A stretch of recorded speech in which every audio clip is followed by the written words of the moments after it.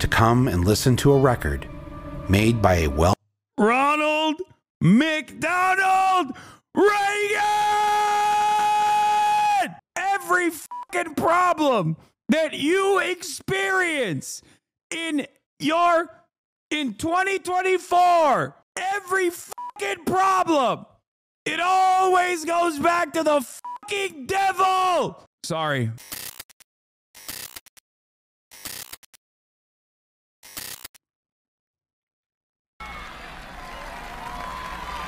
Wait, is it black screen? Oh, we got an issue in America. Too many good docs are getting out of business. Too many OBGYNs aren't able to practice their love with women all across this country. Wait, what the f is this? What is this? I don't have a job. I don't want to have any more debt out to anybody else. I already flushing the wound. I'm not flushing. This is Adam. Oh. That's not sterile. You getting that? He had an accident. He's one of nearly 50 million Americans with no health insurance. Yeah, this is going to be very sad, by the way. It's not a fun narrative at all. But this film isn't about Adam. So this is the table saw. It was spinning that way. This is Rick. When I did it. I was ripping a piece of wood and I grabbed it right here and it hit a knot. He sawed off the tops of 2 of his fingers. And just zipped, and it was that quick. His first thought? I don't have insurance. How much is this going to cost? I'm going to have to pay cash for this, $2,000, $3,000 or more. And does that mean that we're not going to get a car? Rick also doesn't have health coverage. So the hospital gave him a choice. Reattach the middle finger for $60,000 or do the ring finger for $12,000. It's an awful feeling to just try to put a value on your body. Being a hopeless romantic, Rick chose the ring finger for the bargain price of 12 grand. The top of his middle finger now in chat, we're talking about, I want you to remember something. This is almost 20 years ago. These are 2007 numbers. Chat, we're talking before brand inflation, okay? This is 2007. Enjoys its new home in an Oregon landfill. I can do that thing where, you know, the old man used to like pull the finger off. This movie isn't about Rick either. Yes, there are nearly 50 million Americans with no health insurance. They pray every day they don't get sick because 18,000 of them will die this year simply because they're uninsured. But this movie isn't about them. It's about the 250 million of you who have health insurance. Those of you who are living the American dream. It's moving day for Larry and Donna Smith. They've packed everything they own in these 2 cars and are driving to Denver, Colorado, to their new home. Hi. In their daughter's storage room. You know what's really interesting? As much as I respect Michael Moore for everything, his contributions to American political discourse, I have an announcement. I don't think I've ever watched a full documentary of his until this very moment. Like I have relied on bits and pieces of his documentaries. Old heads in the chat know. I literally got banned for watching America's destabilization efforts in Bowling for Columbine. Watching America's actions in Nicaragua and shit literally got me banned. That was the first time I ever got banned on Twitch for graphic content. It says home sweet home. Look at all that. We'll get everything organized. Yeah, we will. We will. What do we do with the computer? It stays. It stays there. I was in Turkey when this shit was coming out. This is where Heather talked about we might have to put bunk beds. I see what she's talking about. Yeah. It wasn't supposed to end up like this for Larry and Donna. They both had good jobs. She was a newspaper editor, and he was a union machinist. They raised 6 kids who all went to fine schools like the University of Chicago. But Larry had a heart attack, and then another one, and then another one. And then Donna got cancer. And even though one of the things I absolutely hate is when people in the chat say subtitles. Are there subtitles? Like, you think if there were subtitles available, I wouldn't have turned them on already? they had health insurance, the co-pays and deductibles soon added up. to the point where they could no longer afford to keep their home. If somebody had told me 10 years ago this was going to happen to us because of health care, I would have said it's not possible. Not in the United States. We wouldn't let that happen to people. Are we going to quit? They were bankrupt, so they moved in with their daughter. We'll get it all figured out. Yeah, we can have 2 steaks. We emptied the dresser so you had a spot. Oh, no. You know what? I'm going to do it. There you go. Nice. Very nice. Even go, their Chad. son Danny popped in from across town. How do you like it? You like it? This version has subtitles? Phone call in a couple weeks telling them. It won't show. It's got DRM protection. I can watch it, but you can't see it. We have to watch this version. To welcome them to Denver. What do we do about people like you guys? I don't know. That's a good question. I mean, seriously. You're supposed to pay a deductible for $9,000, which I understand. That's part of health care. What about the people like Kathy and I that have to come up there and move you every 5 years, every 2 years, every year because you don't have enough money to stay where you are? That's what Russell keeps saying, too. I'm sorry. It's not what we wanted to have happen. If you turn off hardware acceleration, it ends up... Oh my God, this is fucking annoying. Okay. How do you turn off DRM? How do you turn off DRM? Hardware acceleration? It's in Chrome settings? No, it's not coming up. Okay, we're just going to do it without subtitles. Sorry. Life. And we're doing what we can to make the change. You don't know what that feels like inside at 50-some years old to have to reach out to my 20-something-year-old for help. It's going to be hard for 4, 5, 6, 7 months. It's going to be hard. Yeah, I'm having an overwhelming feeling of you bring your problems with you no matter where you go. So. Yeah. But I don't know what to do about that. By sheer coincidence, their daughter's husband, Paul, was leaving on a job the very same day they arrived. We got to go. Paul was a contractor, but there weren't many jobs lately, so he found work out of town. I'm sure you'll keep a telephone conversation. Weird situation, isn't it? Can you tell me where Daddy's going? Iraq. Why's Daddy going to Iraq? Clean here. Oh boy. This I do early in the morning. The first thing I do is I clean here. At age 79, Frank Cardeal should be kicking back on a beach somewhere. But even though he's insured by Medicare, it doesn't cover all the costs of the drugs that he and his wife need. Okay. Being that I'm an employee here, He's going to Iraq to do plumbing, is what the kid said. I don't know. my medicine is for free. So that's why I gotta keep working until I die. There's nothing wrong with that. Okay. I always gotta keep my ears open because there's always spillages.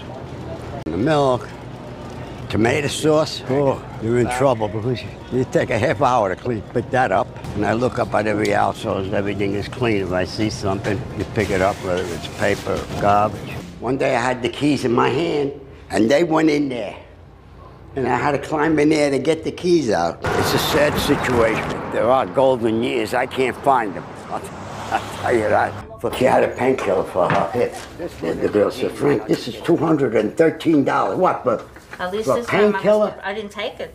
No, I backed off. I said, no, I gotta come back to it. What's in it? What's in these new drugs that they distribute? That's why I said I don't believe you need half of the things they tell you, because I have never taken medication now as I'm getting older. Unbelievable. Yeah. I don't even like to take an aspirin. I do like a little brandy. I don't really know how this happened, but the trunk kind of came forward into the back seat. Laura Burnham was in a 45-mile-an-hour head-on collision that knocked her out cold. Paramedics got her out of the car and into an ambulance for a trip to the hospital. I get a bill from my insurance company telling me that the ambulance ride was not going to be paid for because it wasn't pre-approved. I don't know exactly when I was supposed to pre-approve it, you know, like after I gained consciousness in the car, before I got in the ambulance, or I should have grabbed my cell phone off of the street and called while I was in the ambulance, or I mean, it's just crazy. I applied for health and insurance for Jason. They rejected him because of his height and weight. Jason's 6 feet tall and 130 pounds. That's what it's like to be. Oh, just so you understand, this is pre-ACA as well. This is pre-Obamacare. Something to remember. It's kind of an interesting thing. It's an interesting phenomena that like pre-ACA health insurance was so unimaginably cruel that healthcare providers could deny people health insurance that they wanted to like pay for due to pre-existing conditions. Now, this was such a uniquely cruel aspect of American for-profit health insurance that virtually every single Republican that is still in action aggressively railed against and aggressively lied against in an effort to defend the pre-existing structure, only to, once legislated away, turn around and act like it never actually happened at all. It is such an unimaginable cruelty that most Americans, even f***ing new Republicans, probably don't remember a time where pre-Obamacare, people used to literally have to fight tooth and nail. It's a very interesting process. It's a very interesting process because it's out there for those who seek it out. You can go and find the very same Republicans that are still in action and the very same Republican content creators that are still in operation openly say this is socialism, this is barbaric, this is violent. To force private enterprise to cover people with pre-existing conditions are unacceptable. Just remember that. They lied about it. They said they're going to do death panels with Obamacare. They're going to kill the old. I applied for healthcare through Blue Cross Blue Shield, and they told me that my body mass index was too high. I'm 5'1", I weigh 175 pounds. I always thought the health insurance companies were there to help us, so I posted a note on the internet asking people if they had had any similar stories about problems with their insurance company. Within 24 hours, I had over 3,700 responses. And by the end of the week, over 25,000 people had sent me their healthcare horror stories. Sometimes when you hear a logical argument that Republicans make, or logical sounding argument, you mustn't fall victim to the alluring nature. Because at the time, Republicans would say, this is akin to insuring a house while it's on fire. Okay? Logically, it makes sense. I'm sure if Destiny was alive back then as a political commentator, and instead of like, I don't know what he was doing, making 8-year-olds show their dicks on camera or some shit, he probably would have made the same argument as well. He would have been like, actually, how dare you force insurance providers to cover pre-existing conditions? It's like asking for home insurance while your house is on fire. Remember, just because something logically makes sense immediately in that when you first hear that argument doesn't mean that it's actually sound. Okay? Is that a real argument he made? No, I'm just saying that he has this nature about him where he must always defend for-profit capitalist corporations and defend the pre-existing status quo. And those who are predisposed with defending the pre-existing status quo can sometimes make decent arguments. That still doesn't matter because it's still operating off of a faulty premise. But it still also doesn't matter because just because something on its face comes across as like logically sound, it doesn't mean it's moral. It doesn't mean it's righteous. It doesn't mean it's just. I'm saying that if your goal is to defend the status quo, you can make plenty of decent sounding arguments. Some of them decided not to wait for me to get back to them, like Doug No, who took matters into his own hands without my permission. La la la la la. His daughter Annette was 9 months old when they discovered she was going deaf. His health insurance company, Cigna, said they pay for an implant in only one of her ears. According to the letter they sent, it's experimental for her to hear in 2 ears. If a cochlear implant is good for one ear, well, it doesn't even make any sense that it wouldn't be good for the second ear. Especially when a child is just starting to learn how to talk, she has to learn from both sides of her head. That's when he sat down to write Cigna a letter. This is to Cigna. Noted filmmaker Michael Moore. He's now in the process of gathering information for his next film. I've sent along information concerning Cigna's lack of caring for its policyholders. Has your CEO ever been in a film before? Before he knew it, he received a call in his voicemail from Cigna headquarters. Tuesday, 8:54 a.m. Mr. No, this is Edward from Cigna Healthcare. I was giving you a call in regards to Annette. Got some good news for you. The specialist review has come back, and the decision is to overturn the previous denial. So the specialist has approved the appeal for the second cochlear implant. Thank you. Obviously, all this worked because Annette is going to get her second implant in July. Dear Mike, I work in the industry. I worked for an HMO. I started to get hundreds of letters of a different sort from people who work inside the healthcare industry. I want to tell you, they'd seen everything, I hate HMOs. and they were fed up with it. System. Health insurance companies suck. Flat suck. Like Becky Melky, who is in charge of keeping sick people away from one of America's top insurance companies. I work in a call center, so people call in and they're asking for insurance quotes. There are certain pre-existing conditions, basically industry-wide, that will not be covered. Diabetes, heart disease, certain forms of cancer. Just so many of you were not coherent, cognizant, fully fleshed out human beings at this point in time. So you do not understand that the pre-Obamacare era is the wild West. You did not mishear her. She said, if you got diabetes, you have a pre-existing condition, okay? The only reason why I was aware of all this shit is because I'm a goddamn nerd. Cancer, that if you have these conditions, you are most likely not going to get your health insurance. How long is this list of conditions that would make you ineligible? Be a really long list. Be a long list. It could wrap around this house. Sometimes you know ahead of time that they're going to be declined at the end of the application. And they're like, God, you know, like one time I had a couple, and they were so happy to get, oh, I'm gonna start crying. They were so happy that I took them through this application, and the husband was late for work, and the wife said to him, well, don't worry, baby, it's gonna be okay because we have health insurance now. And when I looked at the end of the application, I could tell they were both going to get declined because of their health conditions, and they were so happy. And I thought, oh God, they're gonna get that phone call in a couple weeks telling them that they're not eligible for insurance. And I just felt so bad because I just really thought, and I knew, and I couldn't say anything. Someone in the chat said, why do the job then?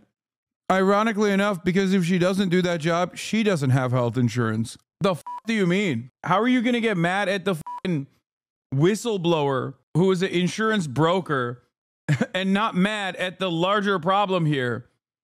To them. I just felt like crap. And that's why I'm just such a bitch on the phone to people, because I don't want to get to know them. I don't want to know about their lives. I just want to get in and get out and get done with it, because I can't take the stress of it.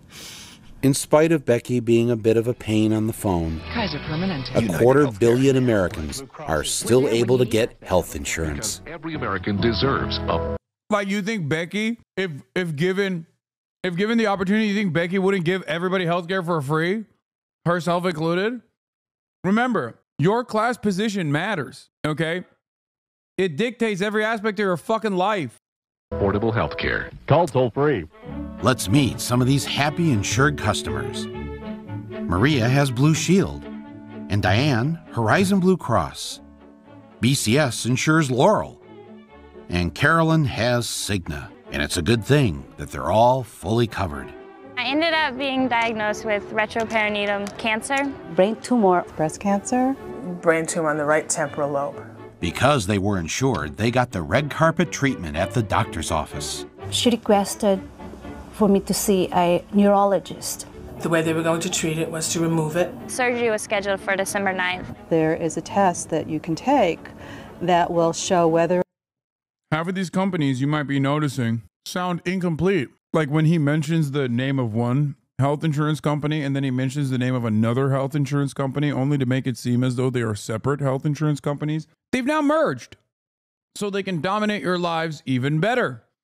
So technically, at that point, they were multiple health insurance companies. Now they're singular. Whether or not you actually would benefit from chemo. Oh, they got their treatment all right, but not before battling with their insurance companies. They were investigating whether or not this was a pre-existing condition. It's not medically necessary. They claim that it's experimental. We don't consider that life-threatening. Diane died from her non-life-threatening tumor. Laurel's cancer is now spread throughout her body.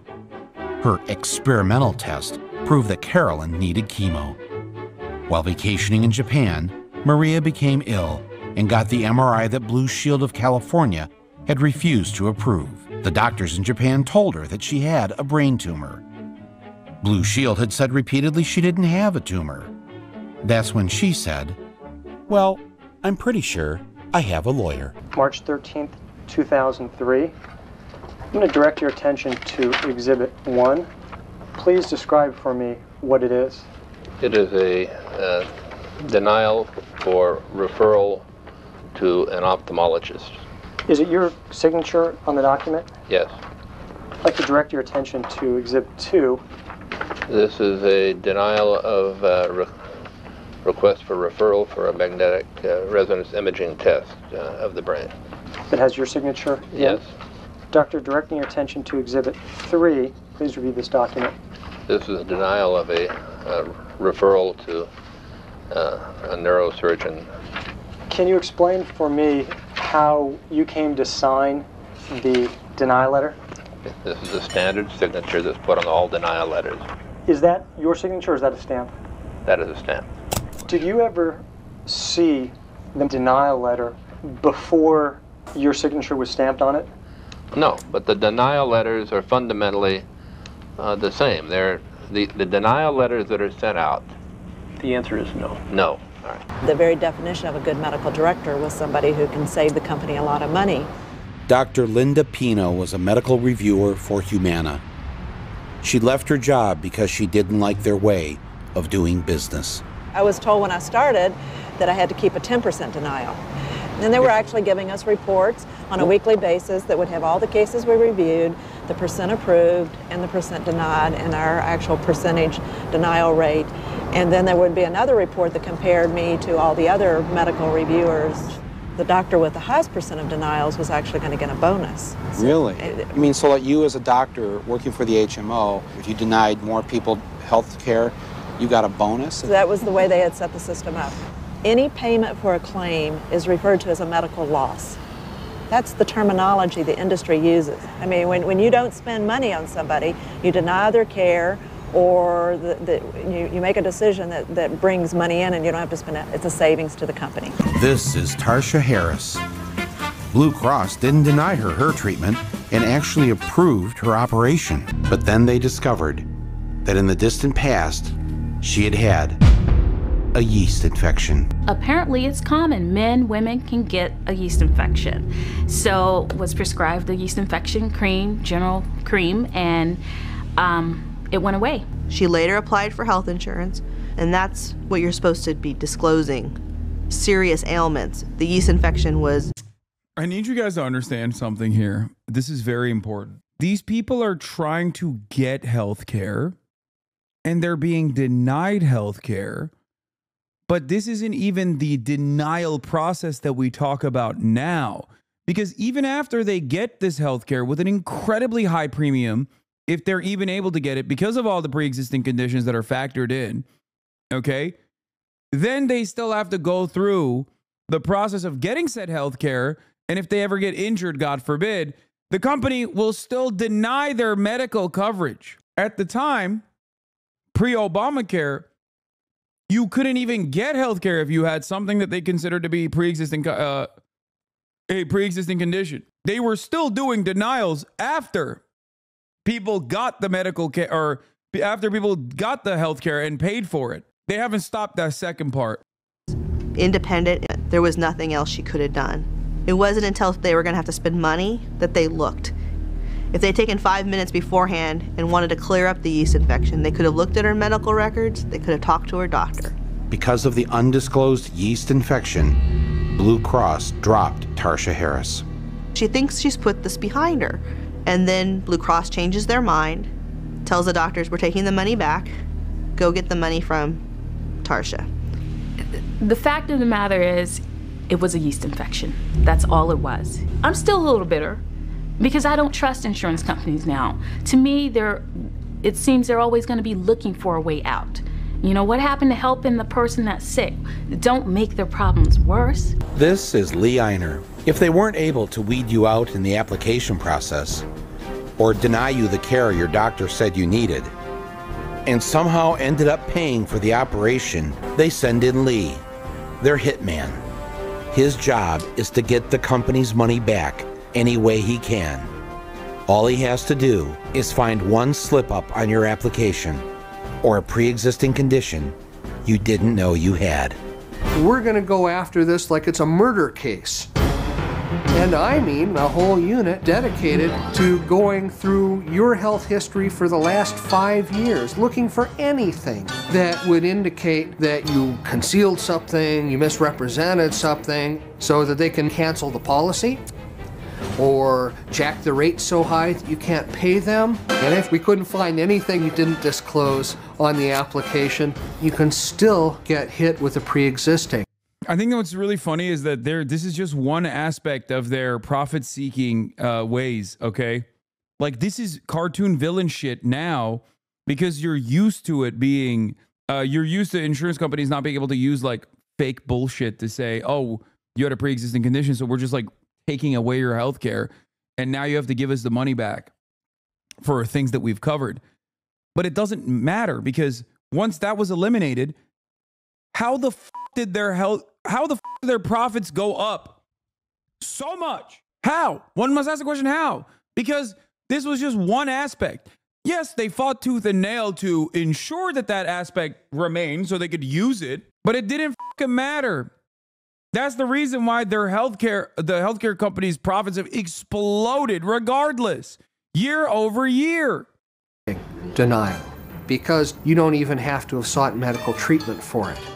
In some states, it's legal to have what's called a prudent person pre-existing condition, and that's a mouthful, I know, but what that says is if prior to your insurance kicking in, you had any symptom which would incline a normally prudent person to have sought medical care, then the condition of which that symptom was a symptom is excluded. I know. I guess this guy's job was lost when the ACA passed and started forcing insurance companies to unjustifiably cover pre-existing conditions. What will we do? It's labyrinthine, isn't it? But that's how it works. They're supposed to be fair and even-handed. But with an insurance company, it's their friggin' money. So it's not unintentional. It's not a mistake.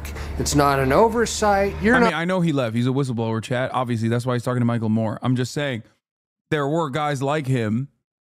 Megaphonics is right. There were guys just like him that did this professionally that lost their jobs, unfortunately. Pour one out. Not slipping through the cracks. Somebody made that crack and swept you towards it. And the intent is to maximize profits. Looking back, I don't know that I killed anybody. Did I do harm in people's lives? Yeah, hell yeah. I haven't worked for insurance companies for a long time, and I don't think that really serves to atone for my participation in that mess. I am glad I'm out of it, though. Julie Pierce was struggling to get care for her husband, Tracy, who was suffering from kidney cancer. Julie works in the intensive care unit at St. Joseph's Medical Center in Kansas City, Missouri, which provided her family with health insurance. Every month there was a new drug that the doctor wanted to try. My insurance denied it. One letter might say, not a medical necessity. One letter might say, it's not for this particular type of cancer, and they denied it. Then we came up with the bone marrow. It had showed to stop it, sometimes to completely get rid of it. Tracy's doctor said that this treatment had been successfully tried on many other patients. If one of Tracy's brothers turned out to be a suitable donor. I wanted to, TikTok banned at the Supreme Court? What? I wanted to bring back something that the claim clawbacker guy that looks like a walrus was talking about. Remember how he said in certain states, there is, what was it called? In certain states, if you have not even a pre-existing condition, but like something that is preliminary that could be considered a pre-existing condition, then we can go in and decide that you still had a pre-existing condition anyway. Prudent person, pre-existing condition. How much you want to bet the insurance industry lobbied to get those laws passed in red states? Yeah, a federal court has declined to temporarily block a ban on TikTok, teeing up a showdown at the Supreme Court over the controversial law. TikTok is going away. Yeah, if you had a symptom, they could claim that any prudent person would have gotten medical care for it. So we could just like make up that you had a pre-existing condition. And it's really interesting because I'm willing to bet that they, like I said, lobbied red states to pass that shit. there were promising bone marrow treatments for beating Tracy's cancer. 2 weeks later, the bone marrow nurse at KU called me and she goes, "We've got the results back. His youngest brother is a perfect donor match." We were ecstatic. You know, I think that's the happiest I had seen him in a while. So, submitted it and they denied it. Said it was experimental. So I found out that there is a board of trustees over our medical plan that actually work at my hospital, and they are the final decision makers on what gets approved and what doesn't get approved. Julie and her husband and their son Tracy Jr. demanded a meeting with the health plan's board of trustees, the very people who had the power to approve their claim. They told Julie that they were sympathetic to her situation. I said, "Your sympathy does me no good when I'm burying him next year." And I told him, I said, if I was, Bruce Van Cleve is our CEO, I said, "I bet you if it was Bruce Van Cleve's wife, it would get approved." "No, it's nothing like that. It's nothing like that." I said, "Or maybe if my husband was white." And I got up and walked out of the room. When we got home, I found him up in the bathroom, and I knocked on the door and I said, "What are you doing in there?" Oh, no. "Nothing." And I opened the door because usually he'll say, "Well, what do you think I'm doing in here?" And he was sitting in there and he was crying. And he said, "Why me? I'm a good person." And I said, "But we're not done fighting this. We're strong, yeah." And then he said, "You know," he goes, "I can see now that I'm going to die." He said, "But I can leave everything in the world. But I don't want to leave you and Tracy." The doctor told me he would die in 3 weeks. And on January 13th, which... That's murder, just so everyone is clear. And I know there is a lot of clarity here. That's murder. And anyone who defended that system at the time was defending murder. And anyone who defends the very same system that still exists within for-profit healthcare is still very much defending murder. Now, many people don't have a problem defending murder. Many people get clout off of defending murder. And they do it all the fucking time. They do it professionally. But understand why people are angry and resentful and don't give a fuck when a healthcare CEO gets popped in broad daylight. Which was my birthday. He went to sleep and he died 5 days later here at home. He was my best friend. He was my soulmate. He was my son's father. I mean, we were going to grow old together. They took away everything that matters. I want to know why. Why my husband? Why wasn't he given a chance to live? You preach these vision and values that we care for the sick, the dying, the poor, that we're a healthcare that leaves no one behind. You left him behind. You didn't even give him a start. It was as if he was nothing. And I want them to have a conscience about it. And I don't think they do. I don't think it has fazed them one bit at all. There was one person in the healthcare industry who did have a conscience. Dr. Linda Pino, a former medical reviewer at Humana.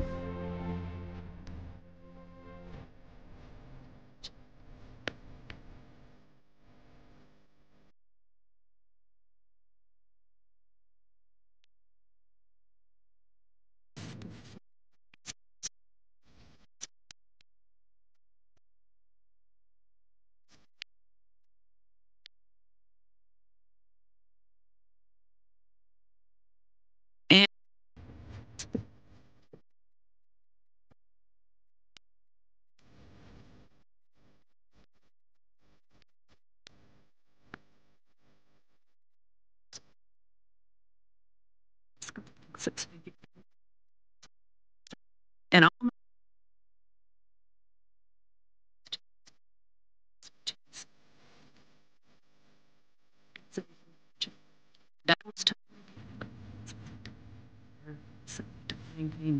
Ed Markey.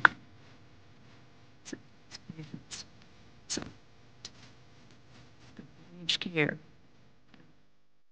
Chad, shut the fuck up. Telling her to kill herself. She's a whistleblower. What the fuck are you talking about? Like, what do we always say? What do we always say? It does not matter what you do. If you are brave enough to take accountability, and even braver to go speak in front of fucking Congress about the actions that are not only normalized, but also expected and celebrated and rewarded, you should be charitable to this person. Jesus Christ. Holy shit, Americans are so goddamn draconian. Even a murderer can be rehabilitated, okay? Oh, you need to be normal. You cannot lean into this reactionary attitude you have. You have to understand, in this time and in this space, people like her, there were hundreds of thousands of people like her that did not exhibit the bravery to go out and speak in front of Congress, to throw their lives away, okay? There is no systematic change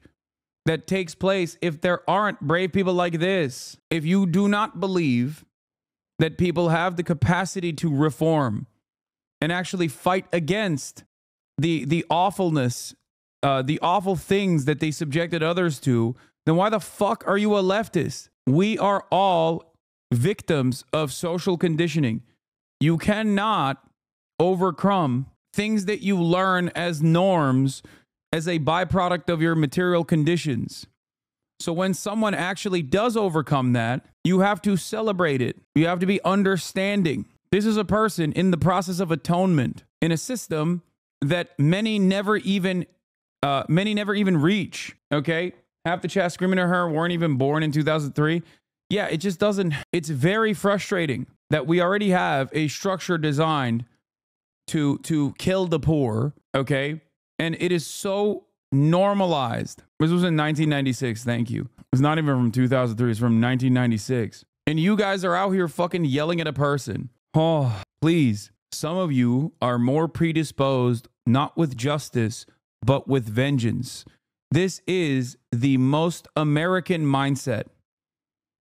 You cannot have this mentality if you want to be truly a progressive person, an empathetic person, a person who wants to make change, a person who cares about solidarity, a person who cares about instilling class consciousness in others. Okay? You must always remember that just like you, everyone is on their own personal journey. The system is designed to churn out results, not like hers here, but results such as what she did in the past leading up to this moment. That's the reason why so many people, there are still plenty of people who look to Brian Thompson as a fantastic individual, as someone who gave back to their community. Please, yeah, use a bunch more big words that will convince us all. I'll use little words, okay? Every person has done something horrifying at a certain point in their lives, okay?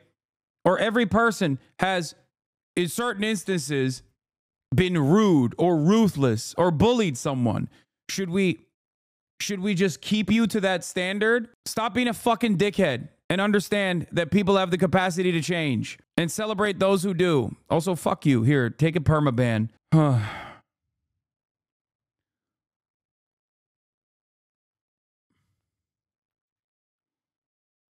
There you go. You get no rehabilitation. How about that? Get a little bit of your own fucking medicine. Thousands of pieces of paper in which I have written that deadly word, denied. Thank you. How did we get to the point of doctors at health insurance companies actually being responsible for the deaths of patients? Who invented this system? How did this all begin? Where did the HMO start? Thanks to the wonders of magnetic tape, we know. We have now narrowed down the Vice President's problems on this thing to one issue, and that is whether we should include these health maintenance organizations like Edgar Kaiser's Permanente thing. Now let me ask you, you give me your turn. You know I'm not too keen on any stand-up or this is a private enterprise one. Well, that's a detail. And the reason he can do it, I had Edgar Kaiser come in and talk to me about this, and I went into it in some depth. All of the incentives are toward less medical care because the less care they give them, the more we turn the right way. I am proposing today a new national health strategy. The purpose of this program is simply this. I want America to have the finest health care in the world, and I want every American to be able to have that care when he needs it. The plan hatched between Nixon and Edgar Kaiser worked. In the ensuing years, patients were given less and less care. Bigger log jams at the nearby public hospital and less quality medical care. Been here by 18 hours. Since 7 this morning, 7 What looks cramped and unsightly can also be dangerous. While the health insurance companies became wealthy, the system was broken. 37 million Americans are without protection against catastrophic illness. The losers are the poor. who may now postpone urgently needed health care until it's too late. This went on for years until this man rode into town, bringing with him his little lady. I know a place. I'll take you there. Ain't nobody Sassy. lying. Hillary Clinton was smoking back in the day. Like, I'll admit it. I'll take you there. Smart. I'll take you there. Sexy. I'll take you there. Some men couldn't handle it. Today I am announcing the formation of the President's Task Force on National Health Reform, chaired by the First Lady, Hillary Rodham Clinton. Hillary Rodham Clinton decided to make health care for everyone her top priority. Universal coverage now. And will not depend upon where you work, whether you work, or whether you have a pre-existing condition. Health care that can never be taken away. For the record, this was such a fucking massive and incredibly consequential moment for healthcare, where a lot of people were very frustrated that the American Enterprise Institute, or was it the Heritage Foundation? I always get it wrong. Actually came up with a solution called the Affordable Care Act. This solution was because they were fearful. It was still a market-based solution because they were fearful that America could wisen up and potentially advocate for socialized medicine. They did not want Medicare for all or some kind of single-payer process. That would be socialism. That would be a bridge too far, which is precisely the reason why they went back to the fucking drawing board and they basically cultivated what is known as, today, the Affordable Care Act. I'll take it even one step further. The Affordable Care Act was first implemented at a state level by a Republican governor of a blue state. That governor's name at the time, and he still exists, was Mitt Romney. The Affordable Care Act's originations are not only from a right-wing think tank as a way to try and combat, as a way to say, like, oh man, they're going to push for socialized medicine. We have to do something about that. We have to stop that. So here's our alternative. It was called the Affordable Care Act to maintain market-based healthcare solutions. And it was first implemented in Massachusetts, state of Mass. Massholes Rise Up by the, at the time, Republican Governor Mitt Romney. Republicans complain Mrs. Clinton is getting a free ride because she's the president's wife. It's fairly risky business, I believe, as President Clinton did, to put his wife in charge of some big policy program. And while I don't share the chairman's joy at our holding hearings on a government-run health care system, I do share his intention to make the debate and the legislative process as exciting as possible. I'm sure you will do that, Mr. Army. We'll do the best we can. You and Dr. Kevorkian, I think, right? Damn, she has swag. The Dr. Kevorkian response is crazy. I have been told about your charm and wit, and let me say, the reports on your charm are overstated and the reports on your wit are understated. Thank you very much. Dr. Kevorkian is the fucking, the euthanizer, the OG euthanizer. She's saying, you're a doctor of death. Pride of Armenia. Yeah. He aided in the assisted suicide of many. Assisted unaliving, as the kids call it. Is this a safe space? Hillary used to be fine. Yeah, no, I agree. She drove Washington insane. Do you really want the federal government to control your health care? You won't have a choice of your own doctor. Yeah. Government mandates. Less government. More government control. More government. And less control for you and your family. When your mama gets sick, she might talk to a bureaucrat instead of a doctor. This is a total mess, and it's about to get messier. Not this big bureaucratic socialistic plan that they have. Socialist takeover. Socialized. Man, thank God things have changed quite a bit. Now you hear this kind of sentiment from the Democrats as well. There it is. As medicine, what really amounts to a giant social experiment. Ooh, socialized medicine. Nothing put more fear in us than the thought of that. And the chief fearmongers against socialized medicine have always been the good doctors of the American Medical Association. This would put the government smack into your hospital. defining services, setting standards, establishing committees, calling for reports, deciding who gets in and who gets out. After all, the government has to treat everyone fair and equal, don't you know? Take us all the way down the road to a new system of medicine for everybody. Yes, medicine for everyone. The AMA didn't want that, and to drive the point home further, they held thousands of coffee klatches all over the country, where they invited their neighbors to come and listen to a record made by a Ronald McDonald Reagan! Every fucking problem that you experience in 2024, every fucking problem, it always goes back to the fucking devil. Sorry, I wanted to cut away before Michael Moore says those words. well-known actor on the evils of socialized. My name is Ronald Reagan. One of the traditional methods of imposing statism or socialism on a people has been by way of medicine. The doctor begins to lose freedoms. It's like telling a lie, and one leads to another. A doctor decides he wants to practice in one town, and the government has to say to him, you can't live in that town. They already have enough doctors. You have to go someplace else. All of us can see what happens once you establish the precedent that the government can determine a man's working place and his working methods, and behind it will come other federal programs that will invade every area of freedom as we have known it in this country, until one day we will awake to find that we have socialism. The White House said today it's time to tone down the rhetoric, reacting to the burning in effigy of Hillary Rodham Clinton. The times may have changed, but the scare tactics hadn't.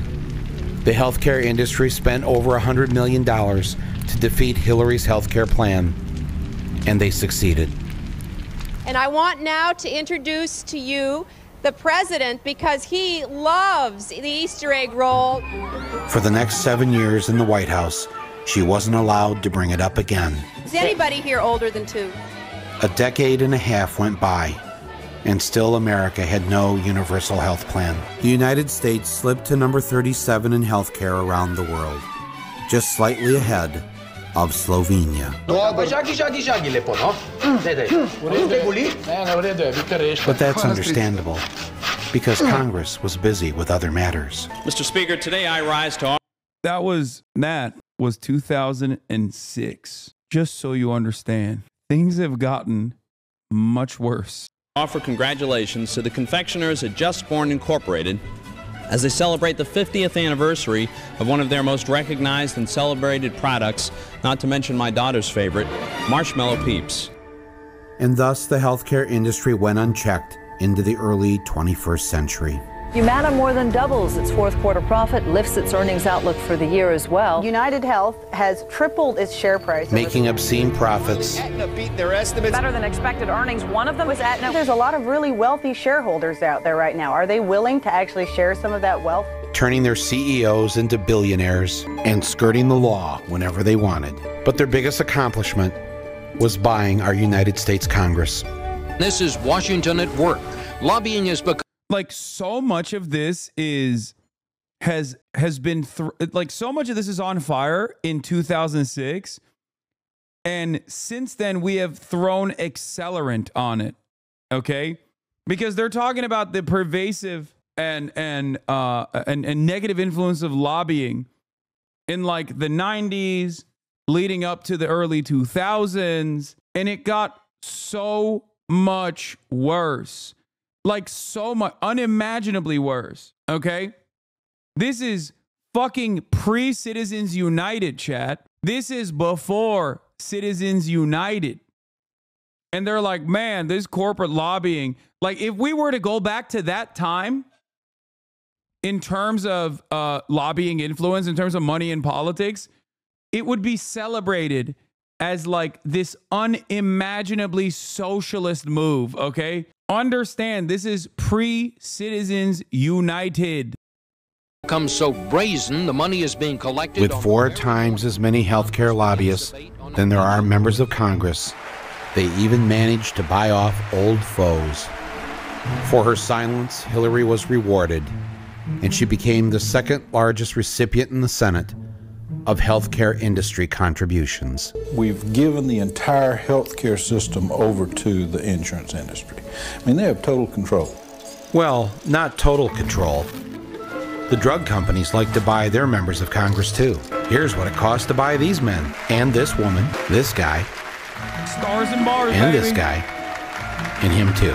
It's called Pratt, the President of the United States. And the biggest check was saved for last. Why did they hand out all this cash? They wanted a bill passed. A bill to help seniors with their prescriptions. Let there be no mistake about it. Republicans love their mothers and their fathers and their grandparents as much as anybody else on this hill, and we're going to take care of them in this country. Of course, it was really a bill to hand over $800 billion of our tax dollars to the drug and health insurance industry by letting the drug companies charge whatever they wanted and making the private health insurance companies the middleman. Everybody was going to get their cut, and the man they appointed to get the job done was Congressman Billy Tauzin. He was the right man for the job because he had a secret weapon. There's no one in this house loves their mother more than I love my mother. I challenge you on that, sir. There's nobody in this body that loves their mother any more or any less than any one of us. I love that woman. Do you think for a second you love your moms and dads any more than we love ours? Do you think the Republicans and Democrats who will vote for you really believe that, Mr. Starr? God bless you. Oh, they all loved their mothers. It's just... May you and your mother burn in hell. Your mother for spawning Satan. That they didn't love our mothers as much. And now I'm honored and pleased to sign this historic piece of legislation. I just want to also remind everybody in the chat that when Nancy Pelosi, for example, wishes that there was some semblance of civility, that we must return to a strong Republican Party, or when Joe Biden says things of that nature, they're referencing this Republican Party. How about no Republican Party? How about no Democratic Party? I hope that some of you that don't understand the full scope of this depravity that is American Congress, like when I get mad, when I get angry, when I yell about things, you're like, man, this Hasan guy, he seems a little too angry at these statements. Like, I don't get it. Nancy Pelosi simply wants like normal, like Congress to operate in normal fashion. Like that's an honorable thing to want.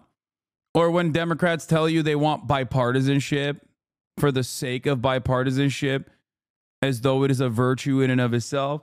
Remember that I know all of this and many others do as well. So they get why I'm angry. But you might not have known. The Medicare Prescription Drug Improvement and Modernization Act of 2003. What they didn't tell us was that the elderly could end up paying more for their prescriptions than they did before. Over 2/3 of senior citizens could still pay over $2,000 a year. And when it was all over, 14 congressional aides who worked on the bill quit their jobs on the Hill and went to work for the healthcare industry, as did one congressman. 'Cause I've got a golden ticket. Billy Tauzin left Congress to become the CEO of Pharma, the drug industry lobby, for a salary of $2 million a year. Oh, it was a happy day in Washington, and many Americans knew they were never going to see universal health care. And that's why some of them decided to look elsewhere for help. And we're driving across the Detroit River. Back there's the Renaissance Center. You can see the Renaissance Center, General Motors headquarters, downtown Detroit, the skyline. You get a really nice view from driving over the bridge. This is Adrienne Campbell, a single mother who at the age of 22. I just did the calculations that United Healthcare's market cap increased by almost 150 times, 150x since Hillary's universal healthcare plan failed in 1994. Well, now you understand why we're the richest nation on earth, I think. All of that factors into that beautiful GDP, baby. What are we talking about? That's how we're so wealthy, because it lines the pockets of insanely wealthy individuals. Came down with cancer. I got cervical cancer and I was denied through the insurance company. They said, we're not paying for it because you're 22 and you don't have, you shouldn't be having cervical cancer. You're too young. Forced into debt, but now cancer-free, Adrienne was fed up with the American healthcare system. She had a new plan. I have everything ready before I even hit the border. I got my passports ready. I got my money out for the, you know, the $3.25 to get across one way. And I got everything just sitting up here on my visor, just ready to go. Aurora, be very quiet. Citizenships? U.S. Where do you live? I live in Michigan. That's not on, right? No. She may live in Michigan. He lied. But 10 blocks across the border, Adrienne... Michael Moore, much like me, the goat of just filming people inappropriately, my king. He was live streaming before it even existed. ...becomes a Canadian. How long have you been living here? 3 months? Couple. But I haven't applied for the OHIP card yet. Okay. Because I still have It takes 10 minutes. That's fine. I don't mind. Okay, thank you. I put down Kyle's address at the clinic, and when they ask, you know, what my relationship is, I put down that I was his common law partner. I don't like to lie, and I don't like liars. It's little white lies, but it's, you know, I'm saving the money. You don't have to bring your checkbook when you go to the hospital here. You know, it's just, it's provided to us. It's something you don't have to worry about. You don't have to go out of your way to get stress-free. You're gonna say fuck Canada now, bitch? Okay, JD Pawn 17. Yeah, I am gonna keep saying that, okay? Because guess what? We're coming. Guess what? We're gonna fucking annex your asses, and we're gonna give you that sweet freedom of for-profit healthcare, whether you like it or not. We're not gonna wait until every fucking locality, every province arrives at that beautiful conclusion that free market capitalism must thrive in Canada, whether you want it or not. We're not going to wait until each individual state decides on their own voluntarily. It's going to be the 51st state, baby. We're coming. We're coming for you so you can get a taste of that freedom as well. No, I know Canada's moving towards privatization, but it's not moving fast enough. They're calling the cops. The presence of our camera crew had alerted the clinic that something was up. And I don't think I'm going to get seen now. So I have another idea. I'm going to go down to the other clinic. There's a clinic down the one that we passed. The police showed up over there. Hey, look. Yes, what Adrienne was doing was illegal, but we're Americans. We go into other countries when we need to. It's tricky, but it's allowed. Yeah, it's kind of frustrating having, you know, I mean, I just get married and that'd solve everything. It should be covered automatically. Americans marrying Canadians just for the health care. Being used. Sounds like a good idea. See if it works. Start something, start a trend. In Canada, they give everybody free health care. Doesn't it work up there? Well, no, unfortunately, it doesn't. You wait months to get treatment. You can get it in a week or a few days here. In Canada, it's so funny because people still say this shit like as though you can't, you know, as though you can't find out, like you can't investigate and find out. Canada wait times literally mirror American wait times. Okay, it's such a funny lie that people say all the time. You hear the arguments from liberals and Republicans alike that want to maintain the current the current oligarchy. he'd have to wait 9 to 10 months for bypass surgery. Many Canadians believe it's the healthcare system itself that's truly sick. They pay their doctors less. Surgeons can only do a certain number of operations each year, with only so many expensive new pieces of equipment. It's easier for your cat or dog to receive an MRI here in America. You die of cancer waiting for that chemo because like all of Ottawa has one chemo machine. And if you think socialized medicine is a good... One of the funniest parts about like this anger and resentment towards socialized medicine, or like people saying like Canadian healthcare sucks, is that it is literally underfunded. The solution to that is to give it more money. Okay, that's it. Not only are they greatly exaggerating the horrifying nature of Canadian healthcare, but it's literally because like aspects of Canadian healthcare that are falling short happen exclusively because of underfunding. This is a mechanism to bring about privatization. They do this in the NHS in the UK as well. 2.5 decades, almost two decades of austerity led by the fucking Tories have crippled the NHS. So what happens when the NHS is crippled? Because it's underfunded. Okay? Then you're like, we got to do private substitutes. We got to do private substitutes. We got to bring in some private healthcare. Then slowly but surely, private healthcare takes over socialized medicine, national healthcare. The irony, of course, is the very same austerity measures that happen in socialized structures in an effort to privatize already are baked into the free market capitalism that we love here in the United States of America. Because when healthcare is for profit, it is not, it doesn't exist in certain places. That's why, God forbid, you actually get into an injury in like a rural part of the country.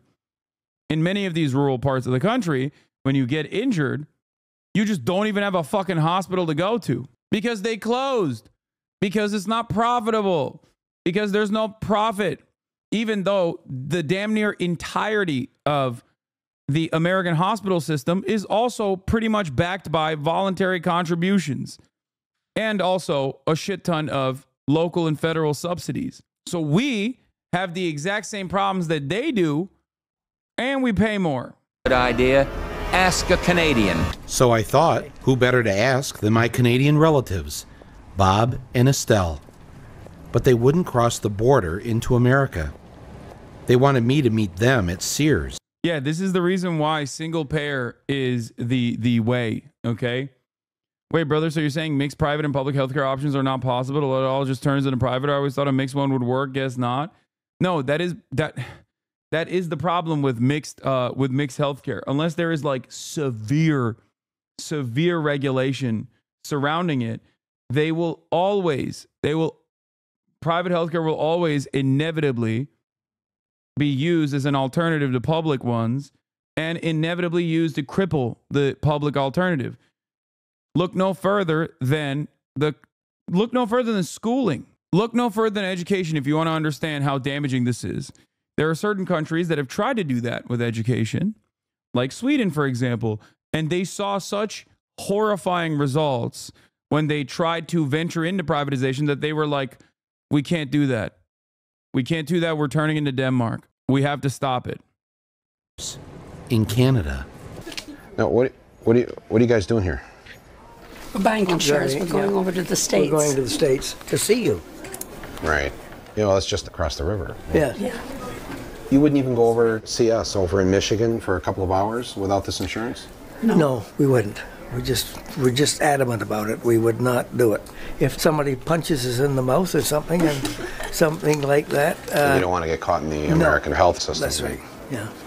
No, we have nothing against Americans or America or anything like that at all. We're nice and simple people. Yes, we're not very simple, but. Do you know or understand that wait times for hospital emergency rooms in British Columbia, Canada is horrifyingly 8 to 12 hours, and even then no nurse might see you? I wonder how that happened. Chatter. No, get some fucking private healthcare, bitch. You know what? You and your dad will love that, okay? Trust. It's going to be so fucking good when you get that. That's what I'm saying, dude. America's coming for you, okay? America is fucking coming for you, dude. It's coming. I wonder if it's better in Turkey. Fuck yeah, it's better in Turkey. What the fuck do you mean? There's at least a fucking nationalized healthcare system in Turkey. Regardless of how fucking broke Turkey is, there's free college and free healthcare in Turkey. Yeah, it is. There's also a private structure on top of that, but at least there's still a nationalized system. If you have socialized medicine in your country and it fucking sucks dick, remember, someone is deliberately refusing to fund it so that they can eventually privatize it. Nah, they might have a horrible take, but I still wouldn't wish U.S. healthcare system on my worst enemies. What are you talking about? What are you talking about, dude? It's called freedom. Freedom to choose. Certainly very nice. I decided to explore their anti-American views further over some fine Canadian cuisine. We have a friend who went to Hawaii, and he sustained a head injury while he was there. And before he was well enough to come home, he had chalked up a bill of over $600,000. So what middle-class Canadian could absorb that? I guess I feel bad. I fell off an e-scooter in Turkey, got an ambulance ride to the closest public hospital, stayed there for 2 days, got multiple MRIs taken, and have not paid one single lira. Food, bed, medicine, painkillers, everything was paid for by the government. The only thing that sucks with public health care is that the hospitals are not like fucking hotels in the way that American hospitals are like. I can't speak to like hospitals in shittier areas in the country, but hospitals in Los Angeles, for example, they're like fucking hotels. They're still shitty because it's a hospital and there's this like fucked air about it. But yeah, it'll be gray. Your bed will be kind of shit. The food won't be great. But guess what? It's fucking free. And I would much rather have that. That you would have to worry about something like that. We're not criticizing your country. We're just giving you the facts that we could not afford to be without insurance. No, why? Even for a day. Even for a day. To prove their point even further, they sent me over to a local golf course to talk to Larry Godfrey, who had a golfing accident while on vacation in Florida. I could hear a noise and feel a pain, and the tendon snapped off this bone here that holds the bicep in place. So this bicep muscle was released like on an elastic, and it ended up here on my chest. Muscle came right up your arm and ended up right up in your chest. Ended up right here. Like all good golfers, Larry finished his round before seeking medical attention. That's when he got the bad news. I wasn't too worried because I had out-of-country insurance, but when he told me it was $23,000 or $24,000, then I figured... $24,000? Dollars, yes. So if you'd stayed in the United States, this would have cost you $24,000. $24,000, yes. And instead, you went back to Canada. Yep. And Canada paid your total expenses. Everything. Paid for the operation. Yes. And it cost you? Nothing. Zero. Zero. Zero. I'm wondering why you expect your fellow Canadians who don't have your problem, why should they, through their tax dollars, have to pay for a problem you have? Because we would do the same for them. It's just the way it's always been, and it's the way we hope it'll always be. Right, but if you just had to pay for your problem, Yeah. and don't pay for everybody else's problem, just take care of yourself. Well, there are lots of people who aren't in a position to be able to do that, and somebody has to look after them. Are you a member like the Socialist Party here? Or No, no. Green Party? No, no. Well, actually, I'm a member of the Conservative Party. Is that bad? Well, it's just a little confusing. Well, shouldn't be. I think that where medical matters are concerned, it wouldn't matter in Canada what party you. Oh, don't worry. Things have changed in Canada too, baby. You got a taste of that fucking freedom. Oh, hell yeah, baby. Oh, man. Canadians are getting a taste of that sweet, juicy freedom, freedom. I carry it. I see myself.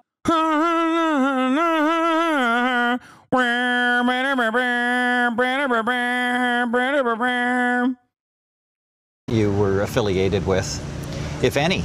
But to us, as we look across the river here, you know, why don't you think we'd believe that? What's wrong on this issue with us? I guess the powers that be don't share our beliefs that healthcare ought to be universal.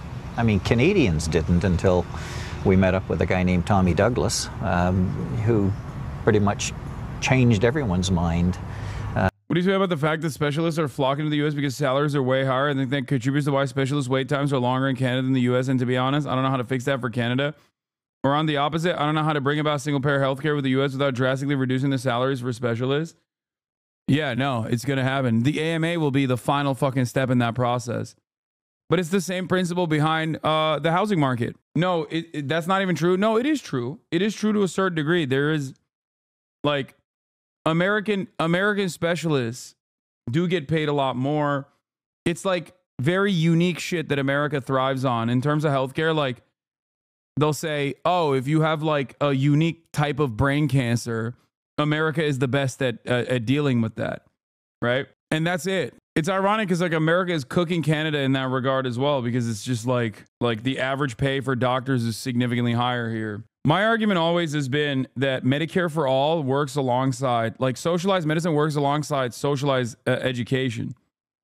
Because if you didn't get saddled with like $1 million of debt to go to medical school, then you don't have to justify such higher salaries to begin with. But of course, that's, again, there goes Hasan advocating for more socialism on top of the socialism that he's advocating for. And it's kind of funny because, like, that's just how it works. And on top of that, wait till I tell you about the additional incentives that must exist.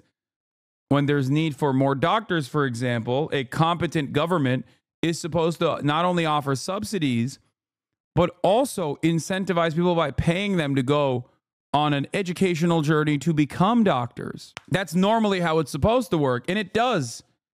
In other countries, that's how it works. The government understands that there is need for certain sectors, so they pay you to go and get to work in that sector. And once you get paid to get this education, and you have to work in that sector. For example, in Turkey, if I'm not, I don't know if I'm fucking this up, but basically, because education is free, okay, all the way up to college level, even though there's private education as well. When you get that free education, you have to go get assigned to work by a lottery system in an underserved area. Turkey is a shithole. Why even mention it, Lamau? That's why all our doctors leave for USA, Lamau. 1 out of 5 Canadians don't have a family doctor, Lamau. Makes 0 sense. Turkey is a shithole. Why even mention it, Lamau? See, that's the one chatter that's going to really love that private healthcare. You know what I mean? I can't wait. I can't wait for that private freedom to come to your fucking dumbass country, okay? Like, Turkey is an incredibly poor country. Turkey is run by a corrupt autocrat who is insanely, I mean, he's a kleptocrat through and through, okay? Yes, I'm a capitalist. Hopefully we get private healthcare. Oh, God. Yes, baby. Yes. Yes. Advocate for your own demise, you fucking peasant. It's great. My lordship, we must restore the monarchy. My hand for you, good sir. I am a peasant. I advocate those who simply do not have the capacity and the mental fortitude to understand. My lordship is godsend. He knows best. Yeah, if we get private healthcare, more doctors will come to Canada. All our doctors leave because it's public. Yeah, exactly. Me lordship, you know best. It's so funny because you're not factoring in that, like, even if more doctors come to your country in that process, your dumbass is not going to be able to pay for it. Oh, so good. He's like, well, the doctors are now bountiful, and yet I cannot pay. The doctors are more bountiful, and yet healthcare is now no longer given to people by need, but instead by those who can pay for it. And it seems I cannot pay for it. But it's okay, because at least I now know that there are more doctors in Canada. Also, remember how I said in socialized medical systems, this is born out of underfunding? I didn't say to get rid of public healthcare. I just said it would be nice if we got private healthcare too, as more Canadians would have access to doctors. Yeah, no, totally. No, definitely. Considering that you're angry and not looking at the actual solution, which would be to fund the healthcare system further, you do not understand that it's coming for you regardless. Also, I thought that you could get private healthcare in Canada. A lot of people who have money don't have family doctors. So even if you want to see a doctor, you can't see one. I'm not angry at all. What do you mean? Fund what healthcare system? Healthcare is already funded. There it is, dude. Yeah. There's only a finite pool of money that healthcare can be funded by. It can never be increased. The smartest private healthcare enjoyer in Canada. The smartest private healthcare demander in Canada. I don't understand. Healthcare is funded already. Don't you know? Finite? How is it finite? I'm being sarcastic, dumbass. It's not. It's not finite. That's my point.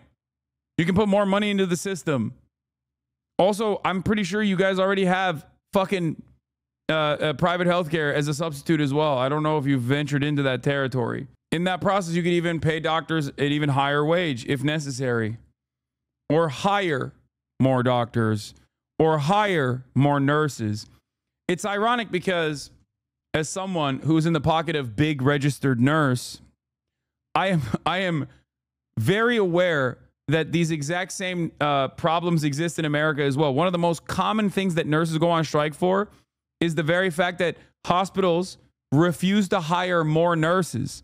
And instead, whenever people go on strike, they'll just hire fucking nurses that traveling nurses instead to make up for the work stoppage. They pay them a lot more than the actual nurses that are, full-time salary staff too. So don't worry, the very same problems with socialized medicine that could be solved through more funding of these government-offered programs very much exist in the United States of America as well. We can't because they all leave Canada to make more money in the USA, only for certain specialties like plastic surgery and dentistry. What are you saying? Oh, it's so funny because every Canadian in the chat is yelling at this Canadian for demanding private healthcare in Canada, and instead saying, no, just fucking put more money into the healthcare system that exists. No, he's saying that the only private healthcare that exists is for certain specialties like plastic surgery and dentistry. What part of Canada do you live in, chatter? Toronto, T-Dot. Let's look it up. Private practices in Toronto.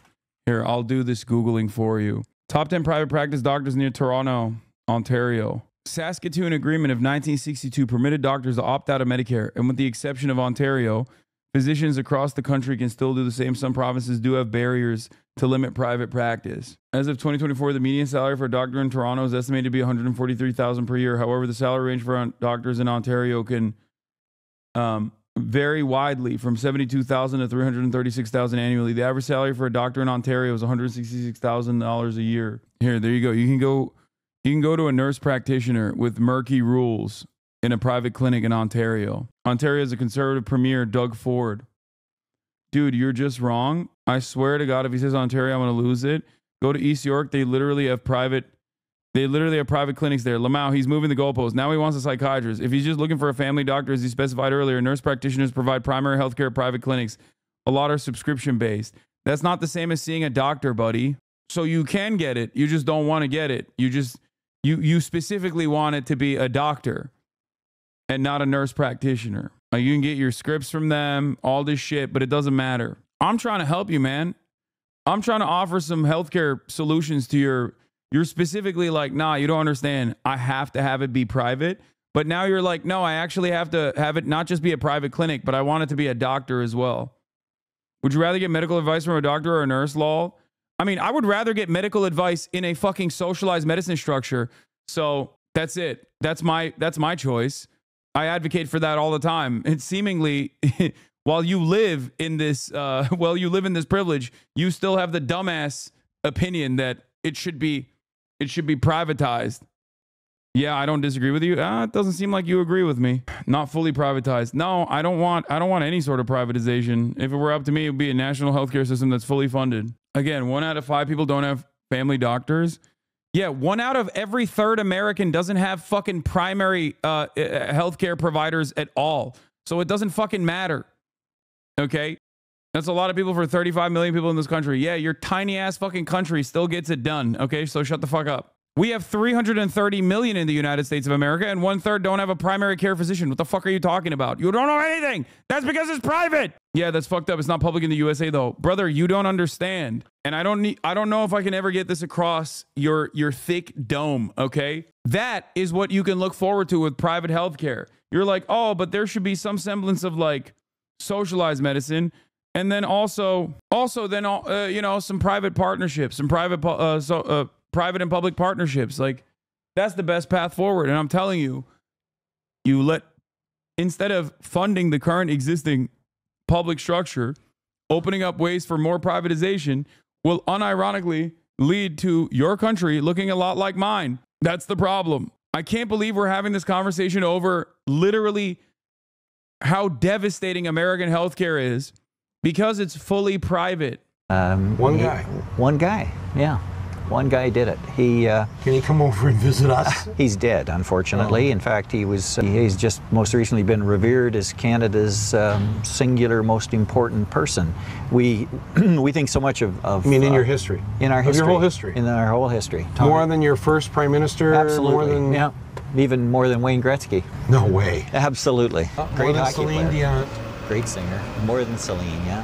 More than Rocky and Bullwinkle? Maybe. As the blade went through, it caught the glove that I was wearing, and it sliced through the entire group of fingers and completely taken them off. And I realized that I needed help immediately. Well, obviously putting on amputated fingers or arms or limbs is one of the more dramatic things that we can do.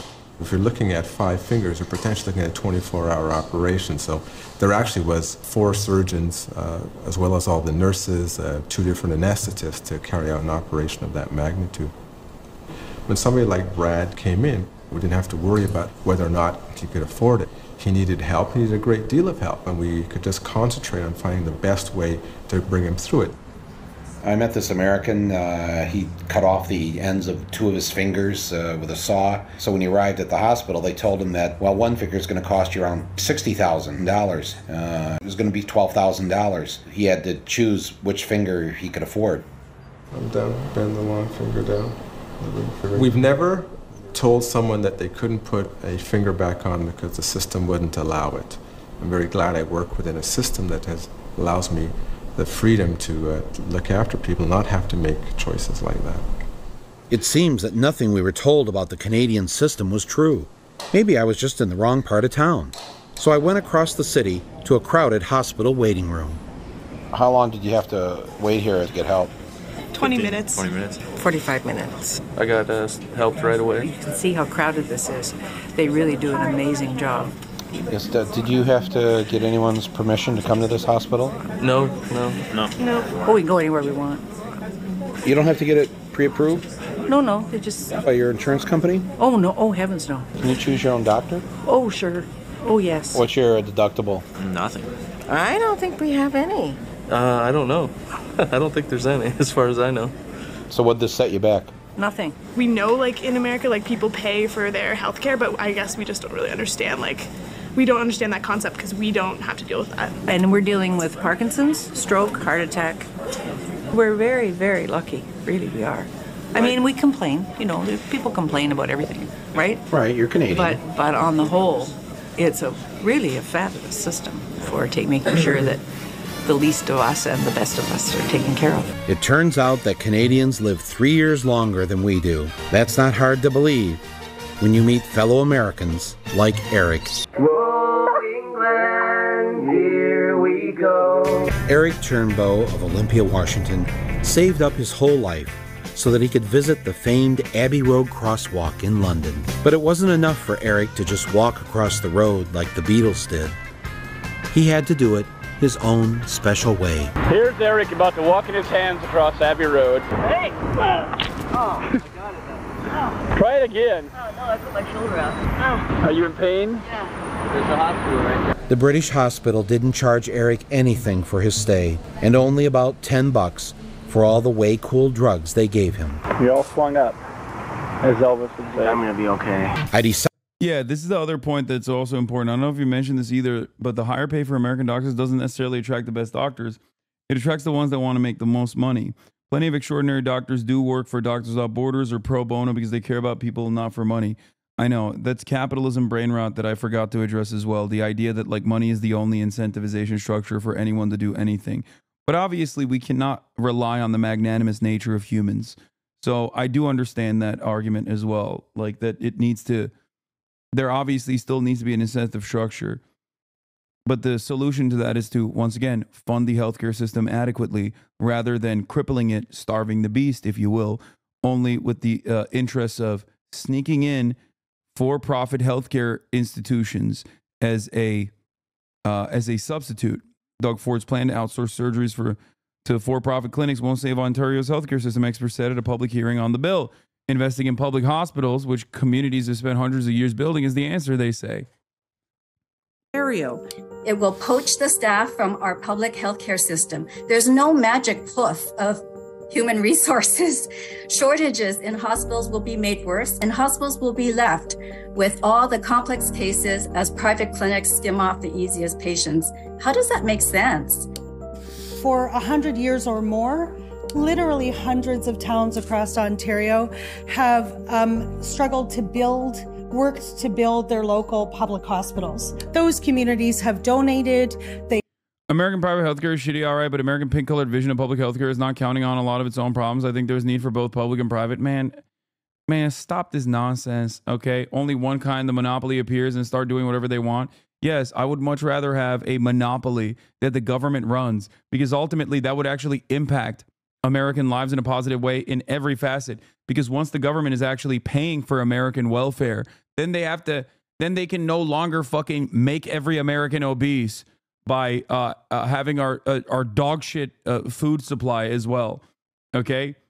I hate Euro chatters who fucking operate on this like mixed market economy attitude, not realizing that if it wasn't for the fucking socialists and the trade unions and the communists that fucking fought long and hard to ensure that there was at least like some underlying infrastructure, that you wouldn't even be able to say this kind of shit. Okay? The instance of profiteering in every sector inevitably overtakes the not-for-profit public sector, no matter what. Okay? Democracy can only hold on for so long. You're already seeing the fucking damaging aspects of austerity with the sinister purpose of privatization happening all around Europe. And your right-wing politicians are literally pointing to Muslim refugees and shit and trans people in the same exact vein that we do here in the United States of America to make you not pay attention as they rob you fucking blind. If you're wondering why the very same institutions that you relied on that were, publicly funded are no longer as good as they used to be maybe 10 years ago, that is the reason. Because ultimately they will cripple it. They will underfund it.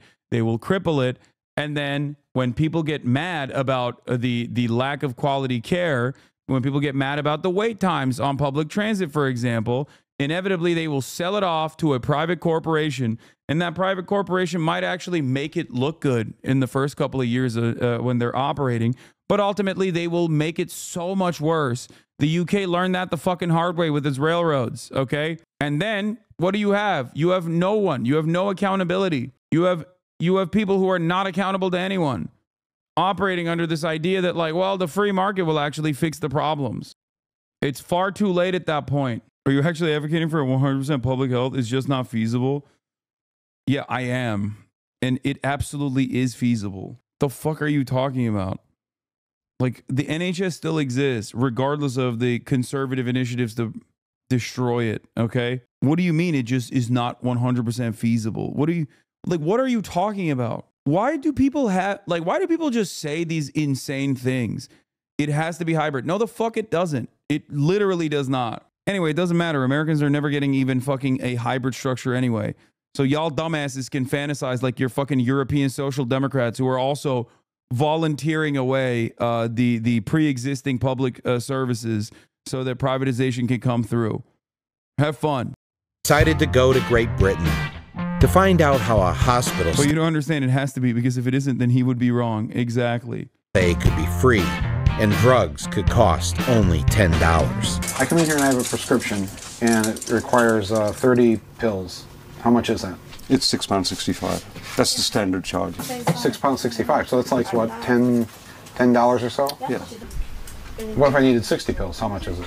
Same charge. 120 pills. $6.65 still. It doesn't matter. How many pills? No. What if it's like an HIV drug or a cancer drug? It's still £6.65. If they are either under 16 or over 60. I'm not even an advocate for single payer. I'm an advocate for nationalized healthcare, okay? That's my ultimate goal. But in the process, if we get the public option, and then we move on to an expansion of Medicare so that we have Medicare for all, like, I'll take it. I'll take anything at this point, please. For the love of Christ.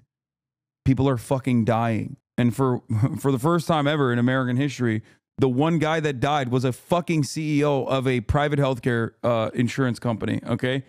That's the one time that all of that anger and resentment is left someone so incredibly angry. It's 8 pounds now? Fucking bullshit? Okay, dude. What a problem. I would love for the U.S. to have universal healthcare, but how do you grapple with the insurance industry stranglehold on medical care? Oh, I don't want to say what I think. Stranglehold is right, though. They're automatically exempt. So only a working adult who earns enough money pays the £6.65 in education for free. That's right. There's no money being exchanged here. Nothing. There's no money being exchanged. Over 60. And You don't pay. What's the purpose of the cash register? 3 times a day. I'm just wondering, where's the bread and the milk and the candy in here? I can't pick up any laundry detergent here. No, I haven't been trained for that many years to be selling detergent, so no. I next went to a state-run hospital operated by the National Health Service. I'm due in 7 weeks, and I get 6 months off paid, and then I can have 6 months off unpaid as well. So I'm actually taking a year. Oh, that sounds like a luxury where I'm from. Oh, really? It's not like that in the US? No, not at all. No. So what do you pay for a stay here? No one pays. But they were asking how do people pay, and I said, well, there isn't. You don't. You just leave. National insurance. Yeah. Yeah. There's no bill at the end of it, as it were. Even with insurance, there's bound to be a bill somewhere. So where's the billing department? There isn't really a billing department. There's no such thing as a billing department. What'd they charge you for that baby? Sorry. You gotta pay before you can get out of here, right? No. No. Everything's on This is NHS, so yeah, you know, it's not America. Maybe I'd have better luck in the part of the hospital Just where wait. things can get serious. Just you motherfuckers wait! It's coming. Expensive. This guy broke his ankle. How much will this cost him? Sorry? The emergency room visit. He'll have some huge bill, when he's done, right? Here, NHS, everything is free. I'm asking about hospital charges. Yeah. You're laughing at me. Because I was never asked this question in emergency department, that's why. I was starting to fall for this everything is free bit, and then I discovered this. So this is where people come to pay their bill when they're done staying in the hospital. No, this is the NHS hospital, so you don't pay the bill. You get to just go home. Why does it say cashier here if people don't have to pay a bill? All we have is a little man who stands behind a counter and gives people money if they've had to pay for transport. Those who have reduced means get their travel expenses reimbursed. So in British hospitals, instead of money going into the cashier's window, money comes out. The criteria for letting you out of the hospital are not if you've paid your bill. The criteria are you fit to go and are you going somewhere safe? Clearly, I was just the butt of a joke here. What I needed was a good old-fashioned American who would have some understanding. Well, I first came to London in 1992, and we just ended up staying, and we had 3 children here. I had them all on the NHS, which is the National Health Service, the British National Health Service. I think, like a lot of Americans, assumed that socialized medicine was just bottom of the rung treatment. That that's the only possible way. It would be dingy and horrible, and it would be like the Soviet Union. I mean, that's kind of how. It's terrible. That's what I thought. That's what I thought too. After having a baby, it's right back to the wheat fields.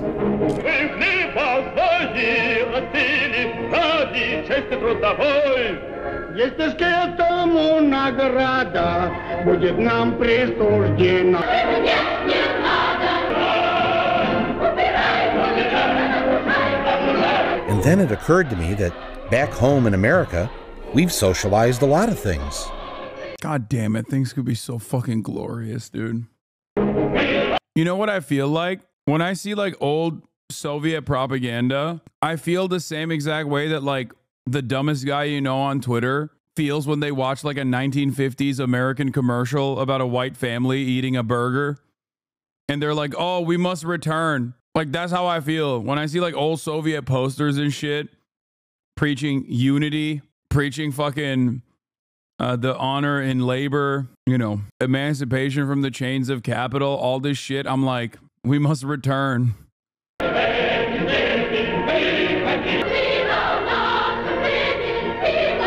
Could you explain why the NHS and Canadian healthcare systems have gotten significantly worse since the documentary was shot? I don't know. Because neoliberal assholes have underfunded these systems consistently with the hopes that they fucking perish. I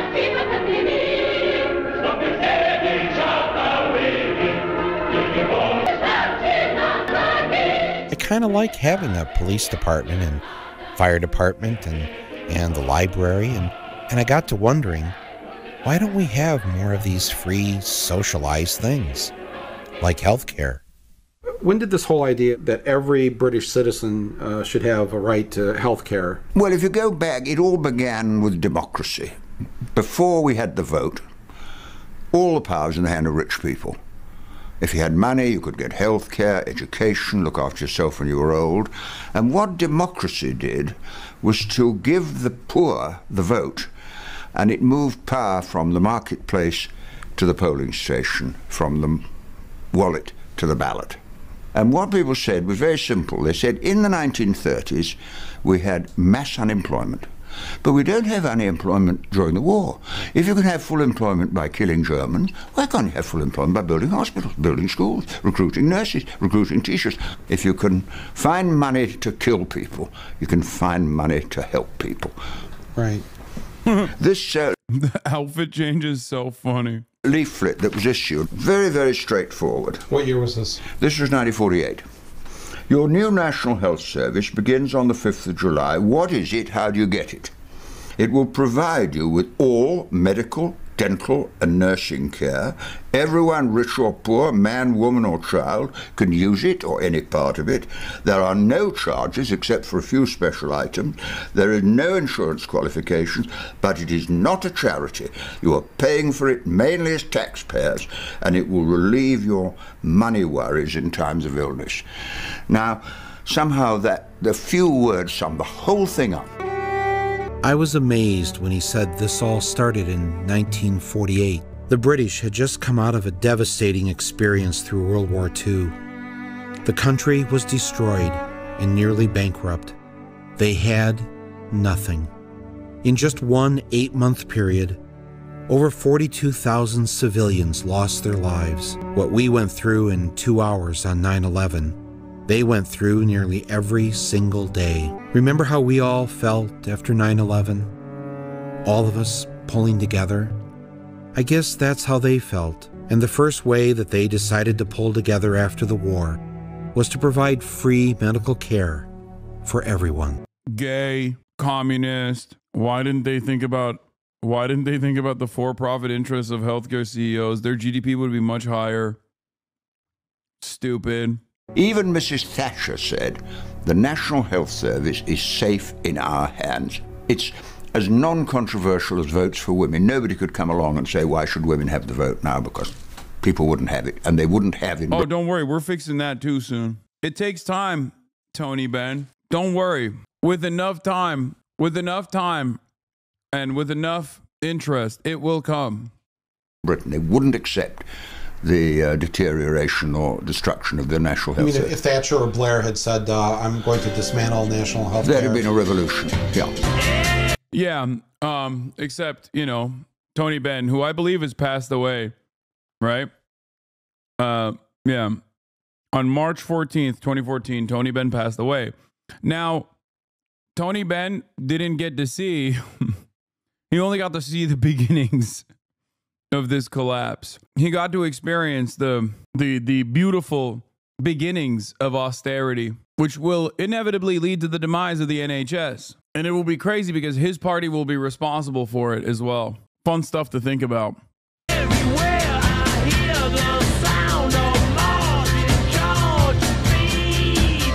A report from the American Medical Association into the health of 55 to 64-year-olds says Brits are far healthier than Americans. For every illness that we looked at, Americans had more of it than English. Cancer, heart disease, hypertension, strokes, lung disease, all significantly higher for Americans. Even the poorest people in England, with all the environmental factors that give them the worst health in the country, can expect to live longer than the wealthiest people in America.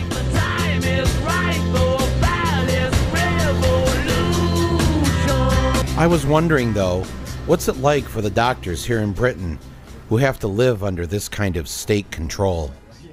And you're a family doctor? Yeah, I suppose we'd call them GPs or general practitioners here. Right, so you have like a family practice of... Yeah, it's an NHS practice. We have 9 doctors within that practice. And you're paid for by the government? Paid for by the government. So you work for the government? Oh yeah, you're absolutely. a government paid doctor? Absolutely. A patient comes to see you. Before you treat them, do you have to call the government insurance company before you can treat them? No, I don't deal with money at all on an everyday basis. Have you ever had to say no to someone who was sick and needed help? I hate this. I hate this. They have no freedom. God, I hate this so much. They don't even know that they live under communism. It's so sad. These poor British, they just don't understand. Like you have to saddle your fucking patients with like a shit ton of hidden fees. I don't understand. How are these hospitals still up and running? Well, I guess it doesn't really matter because they are no longer up and running. The conditions have worsened dramatically, like I said, because of tremendous austerity. No, never. Have you heard of anyone being in the hospital and being removed because they couldn't pay their bill? No, never, and I wouldn't want to work in that system. So working for the government, you probably have to use public transportation? No, so I have a car that I use, and you know I drive. An old beater. You live in the kind of rough part of. There you go. Another point for America. They're so lost that they're driving on the wrong fucking side of the road, dog. Classic. They don't even know you're not supposed to ride on that side of the road. I'm telling you, dude, everything is wrong. Everything is wrong with this town. Or I mean, I live in a terrific part of town. It's called Greenwich. It's a lovely house. It's a 3-story house. How many other families have to live in that house with you? No, so we would live. There's 4 bedrooms, but my wife and my son. You know, it's just the 3 of us there. How much do you pay for that? $550,000. Yeah, so pounds. Yeah. So $1 million. Yeah. You're a government-paid doctor. Yes. On a national health insurance. Yeah, shit's gotten really, I mean, so much worse on the housing side too. For the record, isn't it wonderful that every aspect of existence in liberal capitalist democracies have just gotten dramatically worse? It's so sick. Healthcare plan here. Yes. And you live in $1 million. Stop preying on their downfall, motherfucker. Whatever is happening to them is happening to us tenfold. At least they have some semblance of socialization that remains. You know what I mean? $1 million home. Yes. I think probably my friends think we do quite well. Really? How well do you do? I earn around 85,000, including pension. That 85,000 pounds? 85,000 pounds a year, and that includes pension that they would pay into me. They probably earn just over 100,000 pounds within my practice. 100,000 pounds, so that's almost $200,000. Yes, absolutely. The money that we earn, we get paid by what we do. So the better we do for our patients, then the more that we get paid. What do you mean? There's a new system, and in that new system, if the most number of your patients have low blood pressures, or you get most of your patients to stop smoking, or you get most of your patients to have things like mental health reviews if they're unwell or low cholesterols, then you get paid more. In other words, this year, if you get more people that are your patients to stop smoking, yes, you'll get more money. Yes, absolutely. This year, you'll earn more. Oh, yeah. Remember what I told you about when the government pays for all healthcare, then they're truly invested in the public welfare of the citizenry because it is a negative incentive if they have to do more healthcare for no fucking reason. Communism. Once again, communism. Okay, that's kind of literally what communism is about, but I'm saying it sarcastically. Like if you were to assume communism is a pejorative and a negative, then that's like... Yeah, absolutely. So doctors in America do not necessarily have to fear having a universal health care. No, I think if you want to have $2 or $3 million homes and 4 or 5 nice cars and 6 or 7 nice televisions, then maybe, yeah, you need to practice somewhere where you can earn that. But I think we live comfortably here, and London's an expensive city, but I think we live very comfortably. And you're getting by okay on the $1 million home, the Audi, and the flat screen TV. Yeah, we're coping with those. I think democracy is the most revolutionary thing in the world, far more revolutionary than socialist ideas or anybody else's idea, because if you have power, you use it to meet the needs of you and your community. And this idea of choice, which Capital talks about all the time, you've got to have a choice. Choice depends on the freedom to choose. And if you're shackled with debt, you don't have a freedom to choose. It seems like it benefits the system if the average working person is shackled with and debt. People in debt become hopeless, and hopeless people don't vote.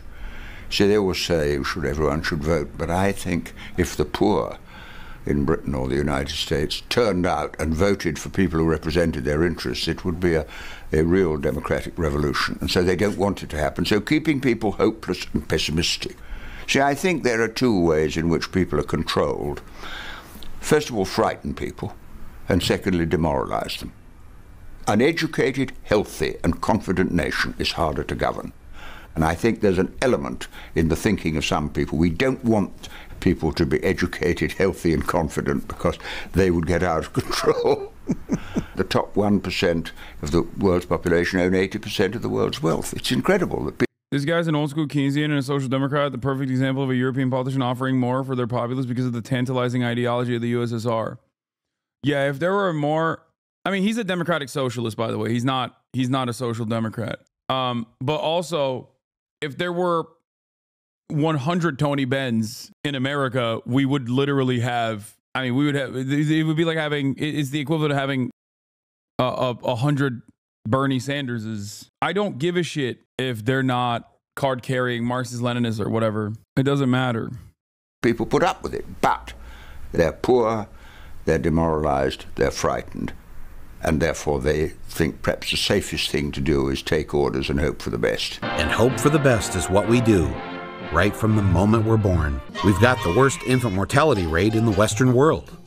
A baby born in El Salvador has a better chance of surviving than a baby born in Detroit. But it gets better when we go to school. Classrooms with 40 students, schools with no science labs. No wonder the majority of our young adults can't find Britain on the map. But that's okay, there's always college. And by the time we graduate, our ass is so unhocked we're deep in debt before we even have our first job. I'm at about, we'll say about $35,000 in debt, and that's for my third year in college. That's 2007, baby. That shit is like nothing now. Can you imagine being only in $35,000 in debt? Are you fucking kidding me? That way you'll be the kind of employee they're looking for. One who needs this job. 3,904, 3,905. And what employer wouldn't want to employ someone thousands of dollars in debt? Because they won't cause any trouble. In addition to having to pay off your college debt, you need a job with health insurance. It would be horrible to lose that kind of job, wouldn't it? You can always quit, you know. There's no law that says you have to work here. And if that one job doesn't pay all the bills, don't worry. You can get another one. And another one. And another one. I work 3 jobs and I feel like I contribute. You work 3 jobs? 3 jobs, yes. Uniquely American, isn't it? I mean, that is fantastic that you're doing that. Yeah, fantastic. Fucking asshole. He was shocked. Motherfucker, you're the president. How is that a good thing, dog? That's horrifying. Like, if given the option, I saw a TikTok about how, like, the average European workday, someone was, like, making a joke about how, like, you know, I'm going to disco party later tonight, so I asked my boss if I could come in at 1 p.m. rather than the normal 11 a.m.s that I come into the workplace. And I was just like, I was thinking in my mind, like, it would be infinitely more preferable to actually only work the ridiculous hours presented in that fucking TikTok meme and have a much lower GDP overall, okay? And also have like all salaries go down across the board, but social programs make up for the broad majority of things that cost, okay? This is a day in the life of European people. Yeah, so like first... No, this isn't what I was looking for. But America is objectively a poorer country by default, but everyone individually becomes wealthier. It's so much better. It's so much better for the planet. It's so much better for the welfare of every single American citizen. Oh, no, it wasn't Nick Kroll. Get any sleep? And if you're not getting enough sleep, take pharmaceuticals. You're tired all the time. You may feel sad, hopeless. If you suffer from excessive worry, you could be suffering from generalized anxiety disorder. It could be adult ADD. Talk to your doctor. Ask your doctor. Ask your doctor. Ask your doctor. Ask your doctor. Yes, ask your doctor and ask him for more drugs. That should keep you pretty doped up until it's time to retire. Did I say retire? Well, if you do make it to 80, I'm sure your pension will still be there, unlike the new employees for these companies who will never see a pension. But don't worry, I'm sure our kids will take care of us, considering the great life we've given them. Oh, and remember, let's defeat the terrorists over there so we don't have to fight them here. Kaiser Permanente is the largest HMO in the country, and Donnell Keys was fortunate enough to be fully insured by them. It's a good thing, because one night, her 18-month-old daughter, Michelle... When people ask me how I prepare for the day and I'm able to offer real-time coverage, this is a question I get from people who interview me all the time, like other journalists and shit. I always tell them, I don't need to prepare because the problems are the same. I've been talking about the same exact issues for the past 10 fucking years. If I wanted to, I could just basically point to a video that I cut 10 years ago and it will address the exact same issues. Okay? Why am I mentioning this? It's because this was shot in 2007 and down to the random anecdote about killing terrorists over there so we don't have to fight them over here. Everything is the same. If not, gotten significantly worse. And the solutions don't change either because nobody's trying the solutions. So even my commentary on that front doesn't change either. Developed a fever of over 104. So like any responsible mom, she called 911 and the ambulance took Michelle to the closest hospital. The hospital checked with her HMO and they were told that Kaiser would not cover the tests and the antibiotics necessary to treat Michelle. She would have to take her to an in-network, Kaiser-owned hospital. Kaiser said that I should bring her by car to the hospital and that she shouldn't be treated at Martin Luther King. And I just continued to ask them to treat her, and they refused. My daughter got worse and she had a seizure. Donnell begged the doctors to not listen to Kaiser and to treat her daughter. I was escorted out of the hospital because they felt that I was a threat. After hours of delay, she was transported to Kaiser and got there just in time to go into cardiac arrest. They worked on her for about 30 minutes trying to revive her, and the doctors came in and let us know that she had expired. I was in a daze, a real daze. It just didn't seem real. I just held her. I held her and I told her that Mommy tried her best to help her, to make sure that she was going to get the treatment that she needed to receive, and that I was sorry, that I was. Just a reminder, this is what that Toronto private healthcare chatter wants. I mean, isn't that wonderful though? She had the freedom to be in network. You know what I mean? I wasn't able to help her. This is Korea. SOS Médecins a été créé il y a 40 ans par le docteur Marcel Lascar. Le docteur Lascar a eu un problème banal de plomberie.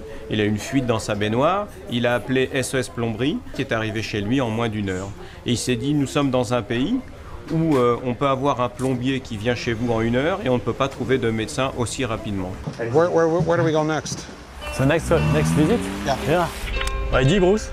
Passer un vite, rue de l'Arcade. Bon, non, c'est bon là, on est parti.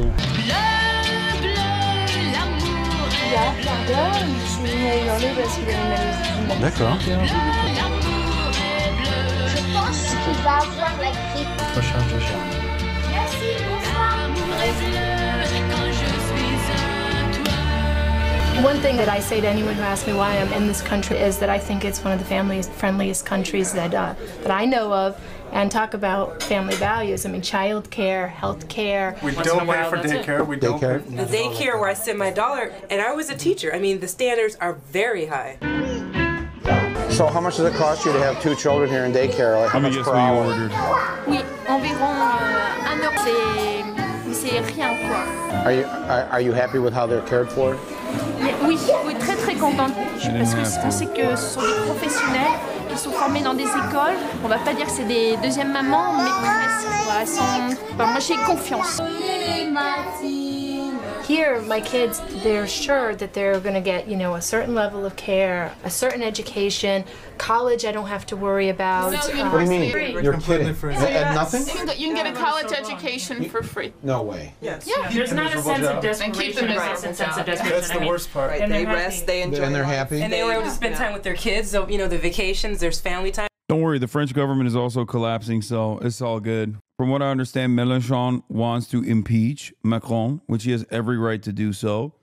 And the coalition is falling apart.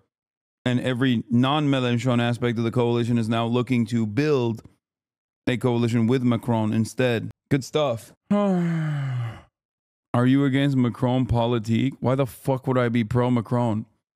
There's like 11 people left in France that are pro-Macron. Bro, French people don't even fuck with him. His approval rating is so goddamn low. What are you talking about? So how many weeks of paid vacation or Minimum 5 weeks. 5 weeks? Minimum of 5 weeks. That's the French law. Once you work for a large company, you get sometimes 8, 10 weeks. Remembering that there is a 35-hour week. The productivity rate is so high here. Yeah, I read that it was higher than the United States. Yeah, they're relaxed. If they're working more than 35 hours a week, they'll get extra days off. And are there part-time and full-time employees as well. You get 5 weeks paid vacation even if you're a part-time employee? Everybody. If you get married, the year you get married, you get like an extra week or an extra 7. Luigi Mangione has retained a high-powered New York attorney who previously worked in a Manhattan DA's office as he faces a second-degree murder charge in the death of United Healthcare CEO Brian Thompson. Let's fucking go. Let's fucking go. Let's fucking go. Oh my God.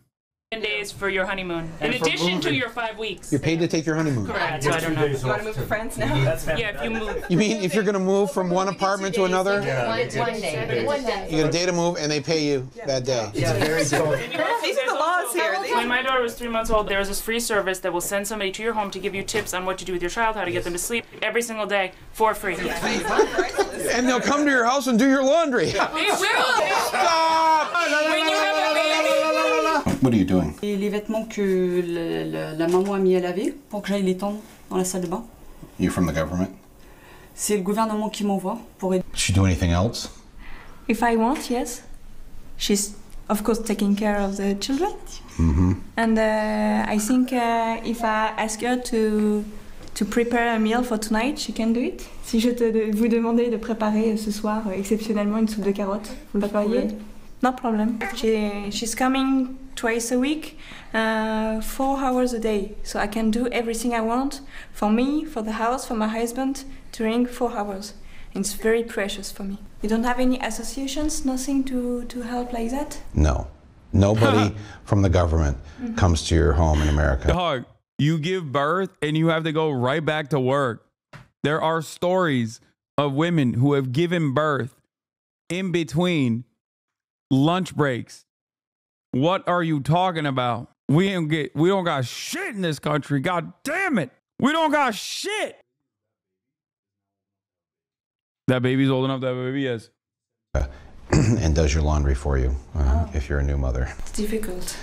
Yeah. Something that I experience a lot of with my own family is guilt. Guilt for being here almost and seeing the advantages and the benefits. Bro, they got survivor's guilt, dude. They got survivor's guilt for escaping America. What a dire situation. Imagine having survivor's guilt.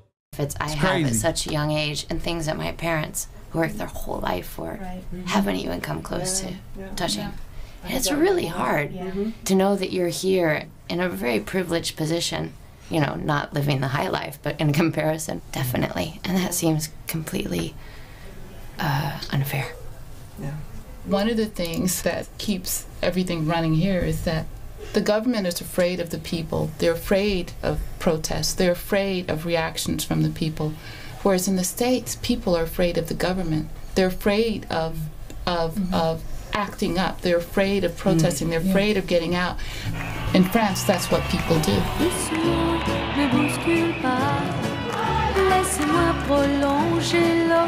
160 000 jeunes, selon la police, ont défilé cet après-midi. À Bordeaux, plus de 2000 personnes ont manifesté pour l'emploi, le maintien. Des conditions de travail qui se détériorent.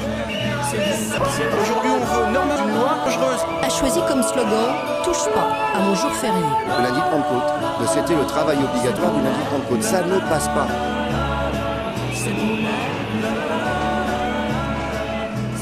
Free college education, free medical care, government-issued nannies. I began to wonder, how do they pay for all this? And then I realized they're drowning in taxes. I wanted to see what effect this would have on a nice French family. So I went to find out. Hello. Hello. Thank you. Welcome. It's pretty nice.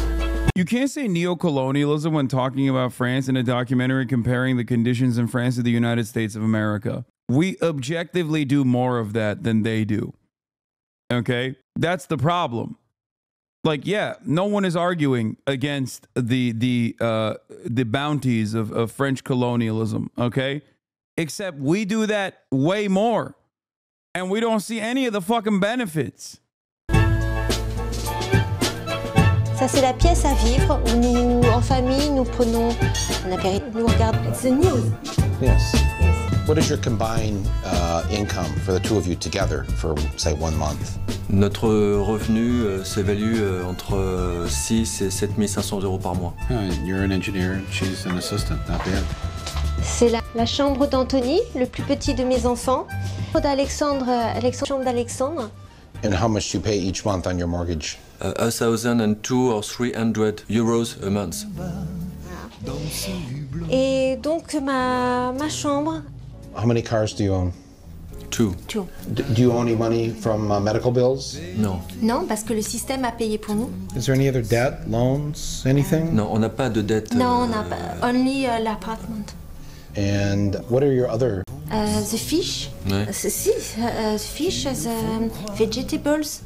Vegetables are a big monthly expense for you. Yes. Fruit. Food. Yogurt. Yogurt. What are your other big expenses? Holidays. C'est very important. Nous avons des peintures qui viennent de Saint-Domingue. To the American chatters who are wondering what is le holiday, in a lot of European countries, you get around 3 weeks off. It's a crazy painting to stop at. I know. Okay. Once again, showcasing that le French are not so different than le Americans. Okay. In France, someone is saying it's 4 to 6 weeks.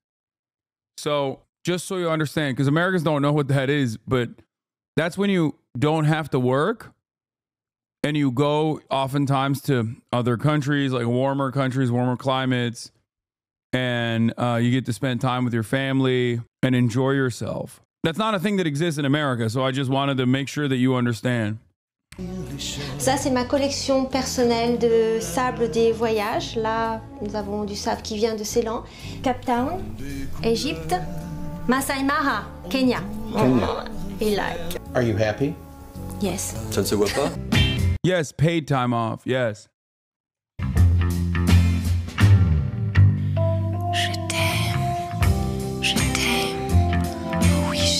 After seeing all this, I Oh, began we got to a wonder, Rutgers hat. I didn't even realize.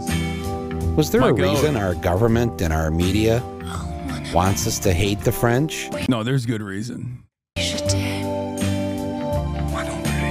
Are they worried we might like the French? Or like their ways of doing things?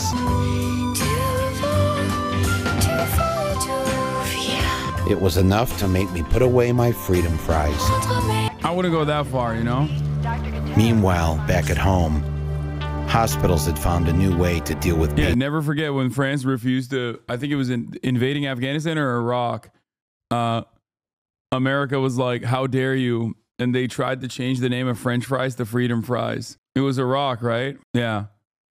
When the French were like, yeah, we're not invading Iraq, dog. What the fuck are you talking about? America was like, we are changing the name of French fries to freedom fries. And the entire nation was angry at the nation of France. Patients who didn't have health insurance and couldn't pay their bill. I was standing up against the wall and I saw a cab do a U-turn and pull up to the curb, and I watched to see what was happening because I had a feeling what was going to occur because it's not a new thing. They pulled up right here by this yellow fire hydrant and dropped Carol off and immediately pulled away. And as soon as they pulled away, she walked out into the street about out to here. She then walked all the way down to the driveway down here, completely confused, not knowing how, has no shoes on whatsoever, and just a hospital gown. If you've ever been in a hospital, those gowns are thin. And that's when one of our staff members went out and asked Carol if she needed any assistance and found out that she was confused and disoriented and didn't know where she was. Kaiser Permanente in Bellflower, a hospital, had put her in a cab and directed them to bring her to this drop-off point. But the names of the hospitals had been taken off of both bracelets before she arrived here. I have seen others here that have come through our doors who've got IVs still in their arms. They told me that at their shelter alone, over 50 patients have been dumped there by hospitals. The options are very few. We either open the front door and let them out, which is not the humane thing to do and something we don't want to do, or we try to find some place for them to go. And right now, Skid Row is the best bed in town. In fact, the night before we were there, The county hospital run by the University of Southern California, one of the richest private schools in the country, dumped another patient off on the curb, a woman unable to pay her hospital bill. Do you know how you got here? In a cab. In a cab? From General Hospital, they gave him a voucher. And he dropped me off here. He actually forced me out of the car. Ma'am, are you in pain right now? Are you in pain right now? Yeah, I'm in pain. Okay, is there anything we can do to do? She at this time has broken ribs, broken collarbone, and stitches that are not completely healed across the top of her head and on the side of her head. Now let me ask you, ma'am, before they dropped you off, did they ask you if you knew where you were going? So they didn't ask you any questions about your orientation or whether or not you knew what was going on? They just told me to take care of it. May I take a minute to ask a question that's been on my mind? Who are we? The worst country on the planet. Become? Literally, bar none. Worst country on the planet.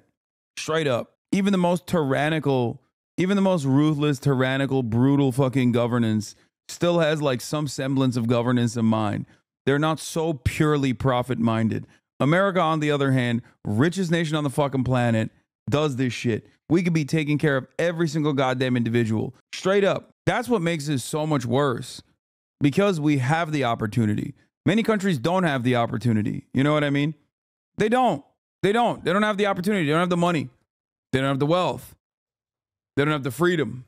Oftentimes under the crushing boot of American imperialism to begin with. And it's like, we're so lost in the fucking sauce. That's what makes it so bad. If America was a relatively poor country that was destroyed by imperialism or some shit like this, and then they were doing this, there'd at least be like some semblance of reason, a little bit of logic. That's what makes it so fucking, that's what makes me so mad. A nation that dumps its own citizens like so much garbage on the side of the once again, this is almost 20 years ago, so the situation has only worsened in time. Curb because they can't pay their hospital bill. I always thought and believe to this day that we're a good and generous people. This is what we do when somebody's in trouble. Anybody gets sick, we all get together and help. People with a good heart. You feel like you're sacrificing, but then you get a blessing from doing this, and that's the way we all feel. And a good soul. We've got a lot of community support, and we're going to all keep working until we locate this child. Neighbors who are quick to lend a helping. It is the corrosive nature of capitalism. That's what it is. That's what it is. It creates an environment where people think everything is a zero-sum game. Everyone must be dominated. And that is, you know, people become way more aggressive to one another. There is no overarching collective good. There's no mentality of like helping one another. Yeah, we're all short-term profit oriented. Hand to anyone in their hour of need. I deliver meals to them, but my life has been so blessed that, you know, this is just the least that I can do. They say that you can judge a society by how it treats those who are the worst off. But is the opposite true? That you can judge a society by how it treats its best, its heroes? Oh, their firefighters, and police, rescue and recovery workers have responded with true heroism. It was their initial heroism that thwarted the objectives of the terrorists. Without regard, in many instances, to their own safety and security. They truly are heroes. We owe them everything. Here they are, folks, the men and women who've been on the front line for New York. And for all of us in America, tonight is dedicated to you. Don't forget about the raffles going on over there. We got $1. I spent 2.5 years down there. I got upper and lower. I need a double lung transplant, but I was diagnosed with pulmonary fibrosis. I haven't slept in a bed in over... Yeah, essential workers, chat. Remember the essential workers during COVID? 5 years. I sleep on a chair with a blanket in the living room because if I lay down, I can't breathe. There were hundreds of rescue workers on 9/11 who were not city employees, but rather ran down to Ground Zero on their own to help out. We need volunteers for first aid. And many developed serious respiratory illnesses. That's when the government said, they're not our responsibility because they weren't on our payroll. John Graham is an EMT volunteer from Paramus, New Jersey. He was in Lower Manhattan when he heard the planes hit and rushed over to help. He worked in the rescue effort for the next few months, but then had trouble receiving benefits Okay, please answer. How is it people go to austerity with all those lovely benefits? I'm sorry for spamming. I really don't get it. Dude, you think democracy is real? What are you talking about? If given the opportunity, if you asked every American, like, hey, would you rather fucking bomb countries overseas or fix the goddamn roads, the potholes, fix the goddamn infrastructure, make sure that every American can be taken care of in a public healthcare system, what the fuck do you think they would say? There is no real democracy. We don't have a real democracy. And what semblance of democracy we have, what semblance of theoretical democracy we have is also crumbling. So it just only gets worse and worse and worse. Nobody is voting for austerity. You can sometimes package it by saying, we're going to give you tax cuts so you have more take-home pay. Ronald Reagan and Margaret Thatcher did similar things when advocating for neoliberalism early on. But since then, it has become infinitely easier because starving the beast is easy because you're destroying something. Destroying something is much easier than building it. Okay? So all you need to do is implement the first process of destruction. You lower the amount of money, or you slowly but surely reduce the amount of money that certain social safety nets are getting. Then those services diminish. Those services get worse and worse. People get resentful and angry and say, oh man, this shit sucks. What the fuck is this? And lo and behold, you have private alternatives. And those private alternatives are shiny. Those private alternatives look better. They have more money. They're usually managed by really wealthy benefactors. So then people go, okay, but well, I want that nice thing then. I want that shiny thing. It seems like privatization is the way to go. And then the nefarious private enterprise comes in and basically stabs publicly subsidized public services directly in the fucking heart. We live in the ashes of that neoliberal agenda. That is precisely why no American believes that the government is ever, going to defend them. No American ever believes that the government is actually, doing right by them. So of course they're like, why the fuck should I pay the government? Fuck taxes. And that's the attitude that a lot of people have. Fuck taxes. Taxes are theft. There are more calls for austerity when taxes are theft. That's how it works. You understand it now? It's much easier to break things. It's much harder to build them. It is virtually impossible in America nowadays to even rebuild confidence in the government, to rebuild confidence in our institutions. So people, of course, say, well, fuck them. I want more money then. I want more of the money that I made in return. And it's ironic because socialists advocate for you to have higher take-home pay. They just want to take it from the profits that you generate for your bosses. Austerity is a tried and true way to cut inflation and bring back some private investment, especially when your currency is not the US dollar, but a couple points higher inflation. Cutting necessary is better than cutting necessary service to pursue austerity measures. What is austerity? You always mention it. It's belt tightening. It's cutting funds. For his illness. They just deny it for any reason. It's just a terrible waiting game. I really feel like they're waiting for you to die. It's terrible. I never thought that we would do this in the United States. William Marr is a volunteer member of New Jersey's fire service. He spent 2 months working near the pile at Ground Zero, recovering bodies or body parts, and it deeply affected him.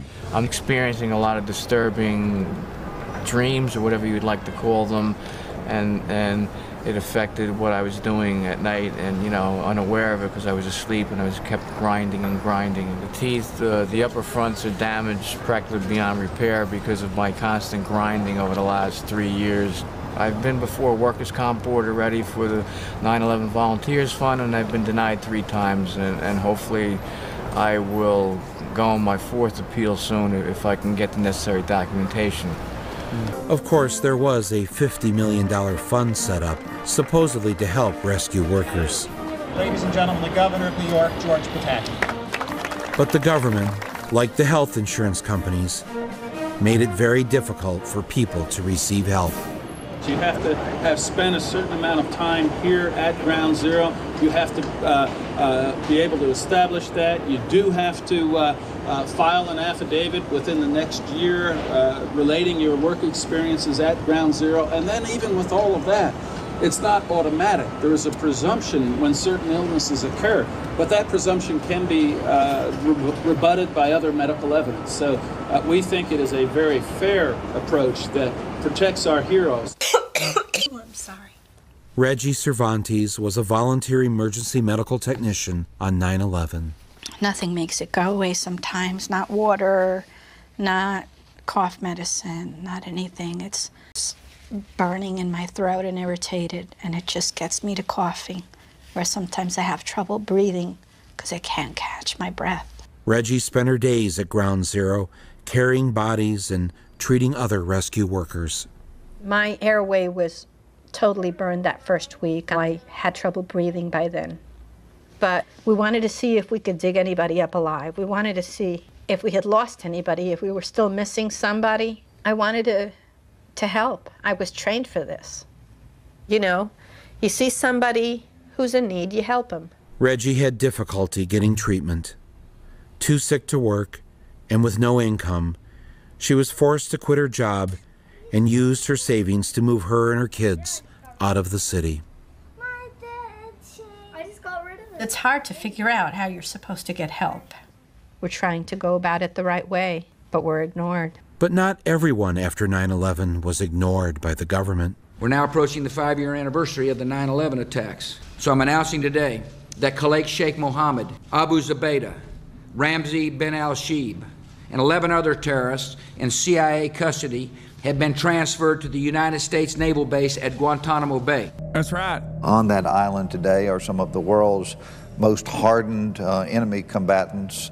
These detainees are deadly and include the 20th hijacker, as well as a number of Osama bin Laden's personal bodyguards and others who had a direct role in the September 11 attacks. The kind of people held at Guantanamo include terrorist trainers, bomb makers. Many of them have American blood on their hands, and they are certainly the elite of Al-Qaeda. It seems to me we have an obligation to treat these individuals as enemy combatants. Yes, Bush and then is I worse. learned it wasn't all bad news at Gitmo. The Bush administration is still pound for pound worse than Trump, but who knows what the second Trump administration what kind of fantastic new opportunities the second Trump administration has. You know what I mean?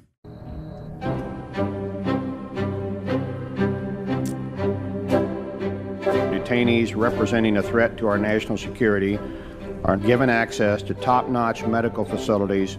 They have acute care 24 hours a day in which surgical procedures, everything can be performed right there in the detainee camps.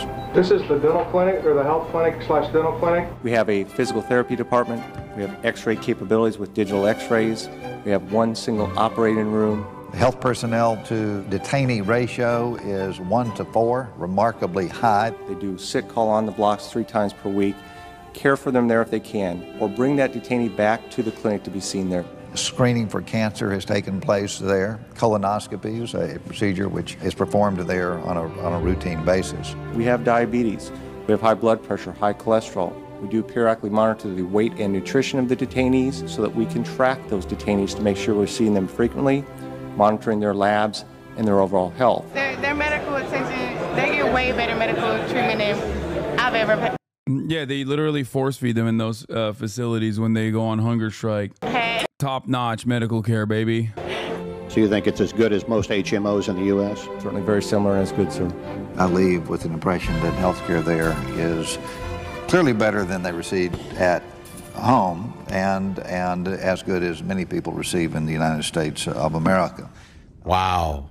So there was actually one place on American soil that had free universal health care. No, That's all I needed to know. Yeah. I went down to Miami, Florida, got myself a boat, and loaded up Bill and Reggie and John. Justin, welcome, sir. And anyone else I could find who needed to see a doctor and couldn't afford one. So many people showed up, I had to get a couple extra boats. Donna? And I called up Donna Smith from Denver, who was now on 9 different medications, and asked her if she'd like to come along. I figured she'd like to get out of her daughter's basement for a while. All right, let's go. My man did a reverse humanitarian flotilla into Cuba. Which way to Guantanamo Bay? Can we go? We're not going to Cuba. We're going to America. It's American soil. Look at that. That's Cuba, baby. Yeah, I wonder how they boated to Cuba. We made it. There it is. There's the runway. That's the prison over there where the detainees are. There's We're very close. Yeah, we're very close. Wow. No welcome mat. The white building is the hospital, I think. Okay. Let's go. We commandeered a fishing boat and sailed into Guantanamo Bay. As we approached the line in the water between the American and Cuban side of the bay, we were told to be careful for mines. Permission to enter. I have 3 9/11 rescue workers. They need some medical attention. These are 9/11 rescue workers. They just want some medical attention. The same kind that Al-Qaeda is getting. They don't want any more than they're giving the evildoers. Just the same. Hello? No one in the guard tower was responding, and then suddenly we heard a siren, and we figured it was time to get out of here. They're like... But what was I supposed to do with all these sick people and no one to help them? I mean, here we were stuck in some godforsaken third world country, and communists no less. When I was a kid, these people wanted to kill us. What was I supposed to do? I'm on my way to Cuba, where all is happy. I want to go so bad. Cuba, where all is gay. Why don't you plan a wonderful trip to Havana? Excuse me. We're looking for a doctor. Is there a doctor here in Cuba? Any doctor? En la esquina vive un doctor particular, aquí está el hospital, aquí está la farmacia. All in this one block? Todo, sí. Normalmente en la mayoría de las cuadras es así, farmacia, hay un hospital cerca. All right, thank you very much, thank you. Okay, I know what you're thinking. Cuba is where Lucifer lives, the worst place on earth. The most evil nation ever created. How do we know that? Because that's what we've been told for over 45 years. That a series of offensive missile sites can be none other than to provide a nuclear strike capability against the Western Hemisphere. I'm not going to yield until Fidel Castro allows freedom on the island. That's it. See? You can count on it. Put it in the bank. It seems that what really bugged us about Castro was that he overthrew the dictator that we liked and replaced him with a guy we didn't like, himself. And so now, after all these years... And he was hot as fuck. But yeah, generational haters, oh yeah. One thing is clear. The Cuban people have free, universal health care. Disgusting. They become known around the world as having not only one of the best healthcare systems, but as being one of the most generous countries in providing doctors and medical equipment to third world countries. In the U.S., healthcare costs run nearly $7,000 per person. But in Cuba, they spend only $251. And yet, the Cubans are able to have a lower infant mortality rate than the United States, a longer average lifespan than the United States. Yep, higher life expectancy still to this day.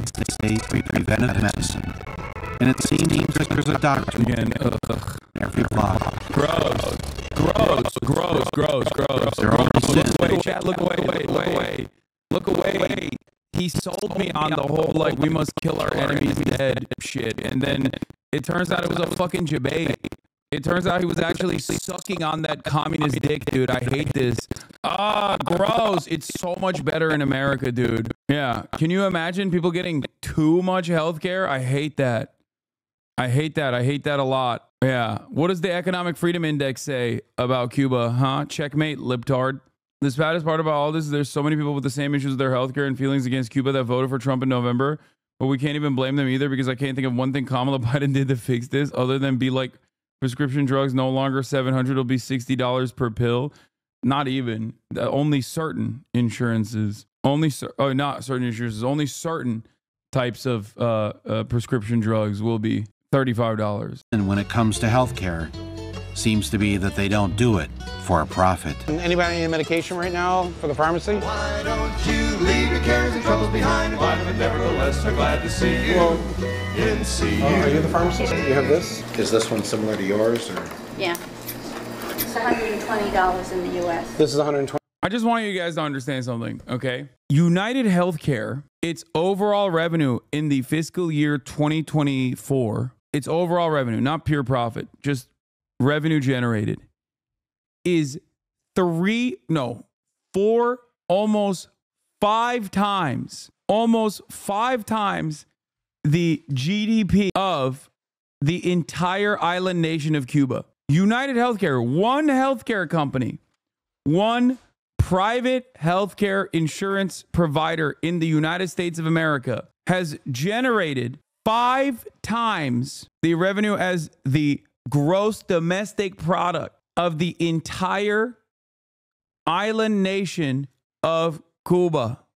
Okay? Oh my God. It is damn near $500 billion. United Healthcare, just one company. I want to repeat this. One company alone. $20 in the US? Yes. ¿Cuánto cuesta ese? $3.20. Also, just a random aside, but yeah, today RFK Jr. asked the FDA to revoke the polio vaccine. So how much is that in American dollars? It's like 5 cents.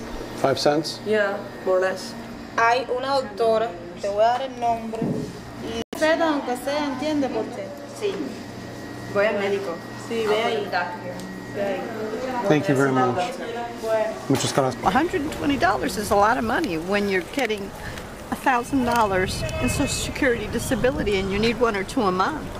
5 cents here? It's like the biggest insult. It just doesn't make any sense. Doesn't make any sense. I want to fill a suitcase up and go back home with it.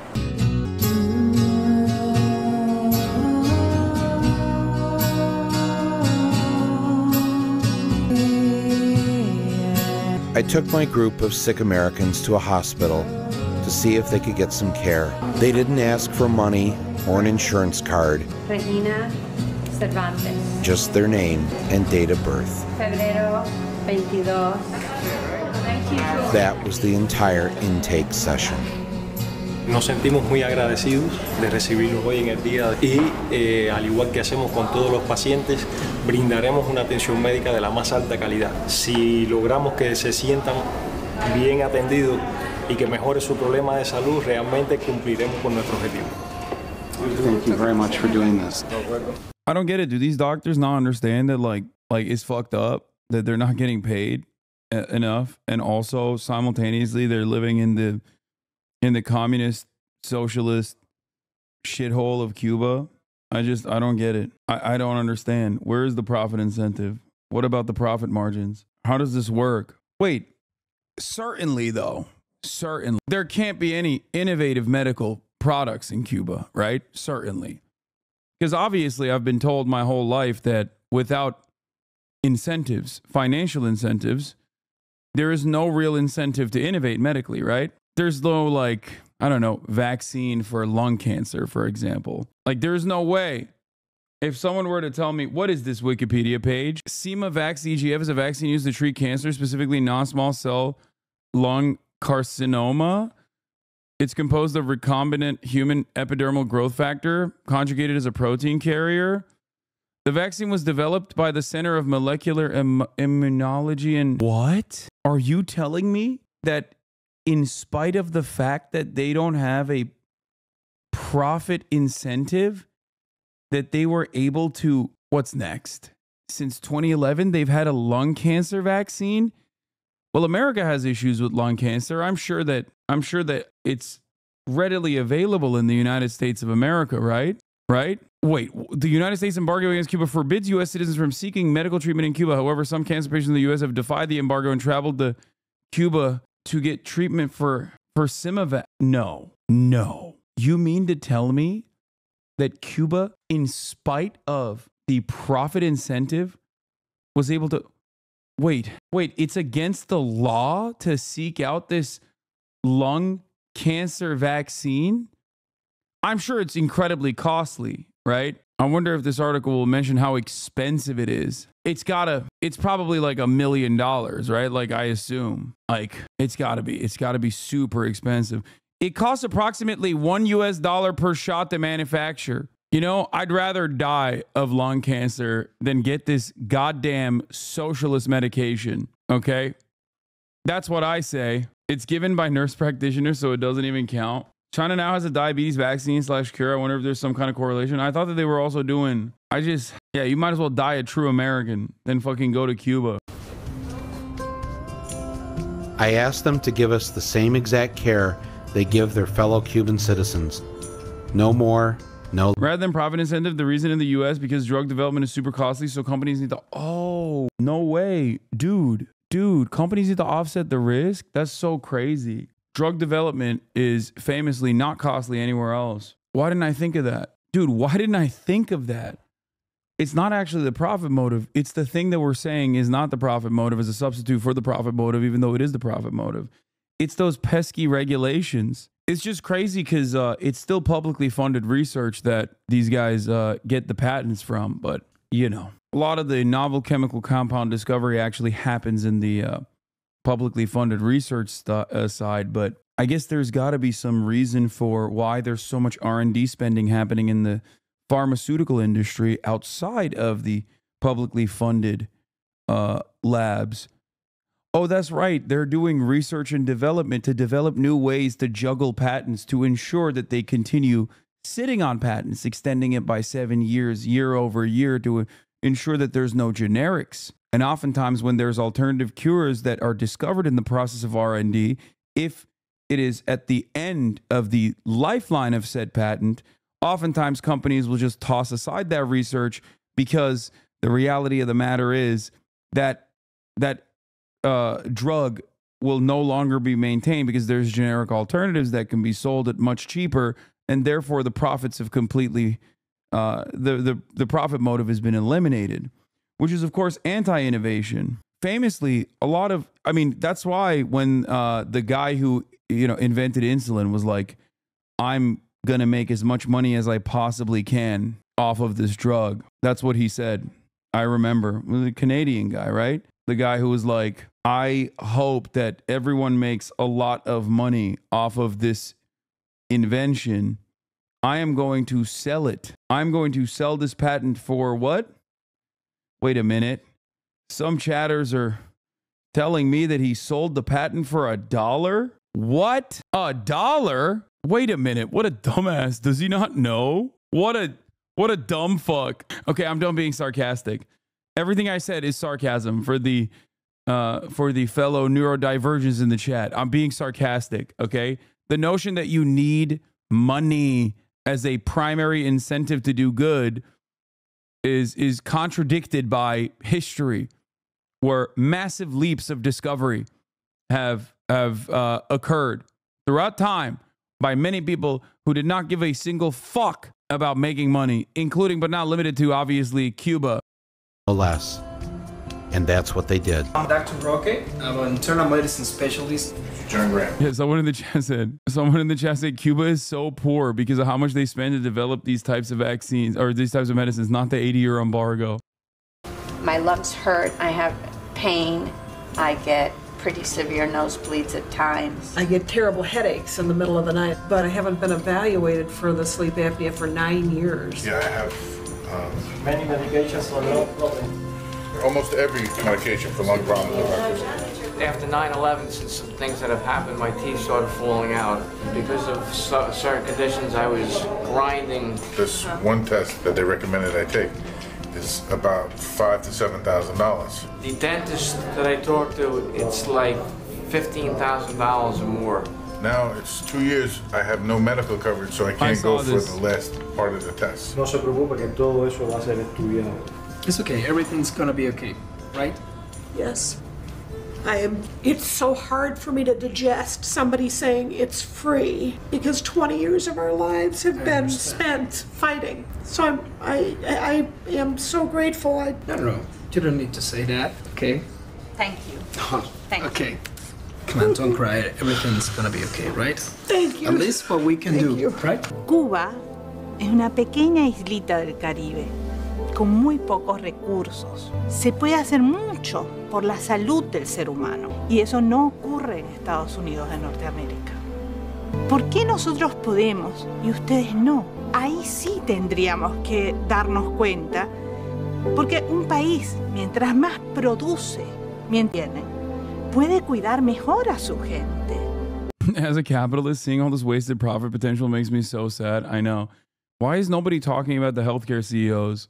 Reggie was diagnosed with a series of pulmonary and bronchial problems.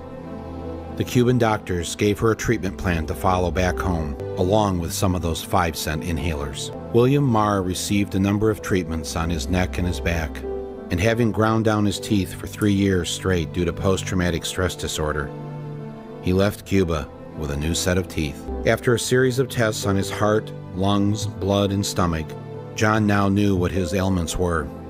He was given a strict plan to follow, plus a number of treatments, and was feeling better than he had in years. The Cuban doctors were able to take Donna off 5 of her 9 medications, and with the correct diagnosis, gave her a treatment plan to help her live a more normal life. Honestly, W Cuba. Honestly, when the firefighters and paramedics in Havana heard that the 9/11 rescue workers were in town, they invited them over to one of their firehouses. And so on our last day there, as we arrived, they stood at attention because, they said, they wanted to honor the heroes of 9/11. Que hayan decidido visitar mi estación de bomberos, como le llaman ustedes. Conocí de los sucesos del 11, nos causó una impresión muy, desde el punto de vista humano, viéramos operar con ellos y ayudar en el rescate de las víctimas y de los lesionados que hubo allí en ese momento. Creo que los bomberos a nivel mundial son una gran familia. Sí, somos familia. Que perdimos en las Torres Gemelas se sintió en el mundo completo. Se sintió en el mundo completo. Bien. The brothers we lost on 9/11 was felt around the world. Mis hermanos. Mis hermanos. Dude, the average Miami Cuban watched this and was like, why are we not drone striking this fire department right now? They're combating fires menacingly at the behest of socialism, a dangerous ideology. Don't hesitate to hug a brother. It's very important for them to wear the SCBA so they don't end up like me. These tanks. Yeah, I'm reminded of the time when the mayor of Miami, of course, a Cuban American, wanted to drop bombs on Cuba. That was only a couple years ago. SCBA, give me a break. They know.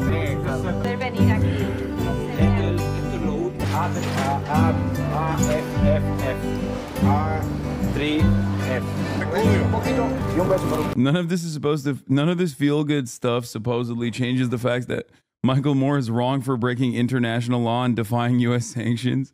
I know. What the funniest part about this is that everything that Michael Moore did here, all the way to hugging the firefighters, was completely illegal at the time. Okay? Do you understand? Like, many aspects of it are still illegal. Obama normalized certain, some relations with Cuba. And then, of course, Trump reversed that decision. And Joe Biden never actually reversed it back. If this is what can happen between supposed enemies. Yeah, as far as international law goes, 187 countries voted to lift Cuban sanctions over and over again, year over year. The last election, the last UN vote, only Israel and the United States supported the sanctions and the embargo on Cuba. I believe Ukraine abstained. If one enemy can hold out his hand and offer to heal, then what else is possible? That's when I heard that the man who runs the biggest anti-Michael Moore website on the internet was going to have to shut it down. He could no longer afford to keep it up because his wife was ill and they couldn't afford to pay for her health insurance. He was faced with a choice of either keep attacking me or pay for his wife's health. Fortunately, he chose his wife. But something seemed wrong about being forced into such a decision. Ain't no way he's not gonna get him health care. Ain't no fucking way. Why in a free country shouldn't he be able to have health insurance? Ain't no fucking way he's about to go. First Amendment right to run me into the ground. So I wrote a check for the $12,000 he needed to keep his wife insured and in treatment. And sent Ukraine was in favor? My bad. Sorry. No disrespect. To him anonymously. His wife got better, and his website is still going strong. Ain't no fucking way. It was hard for me to acknowledge that in the end, we truly are all in the same boat. And that no matter what our differences, we sink or swim together. That's how it seems to be everywhere else. They take care of each other.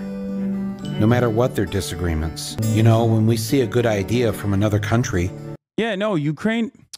Man, why did that chatter lie? I was right. 187 nations on November 2nd voted for a UN General Assembly in 2023. U.S. blockade on Cuba. The only states to vote against the resolution were the U.S. and Israel. Ukraine was the only state to abstain. What about the last time? That was in November. There was in November 2023. Ukraine abstained. Oh, the one abstention this time was Moldova. What the fuck? Hey, yo. This last. No, okay, I wasn't wrong. Ukraine abstained in 2023. This time it was Moldova. Hey, where the fuck is Moldova, Mama Liga? You must answer for your crimes. Russian disinformation, you fell for it in real time. Wait, what?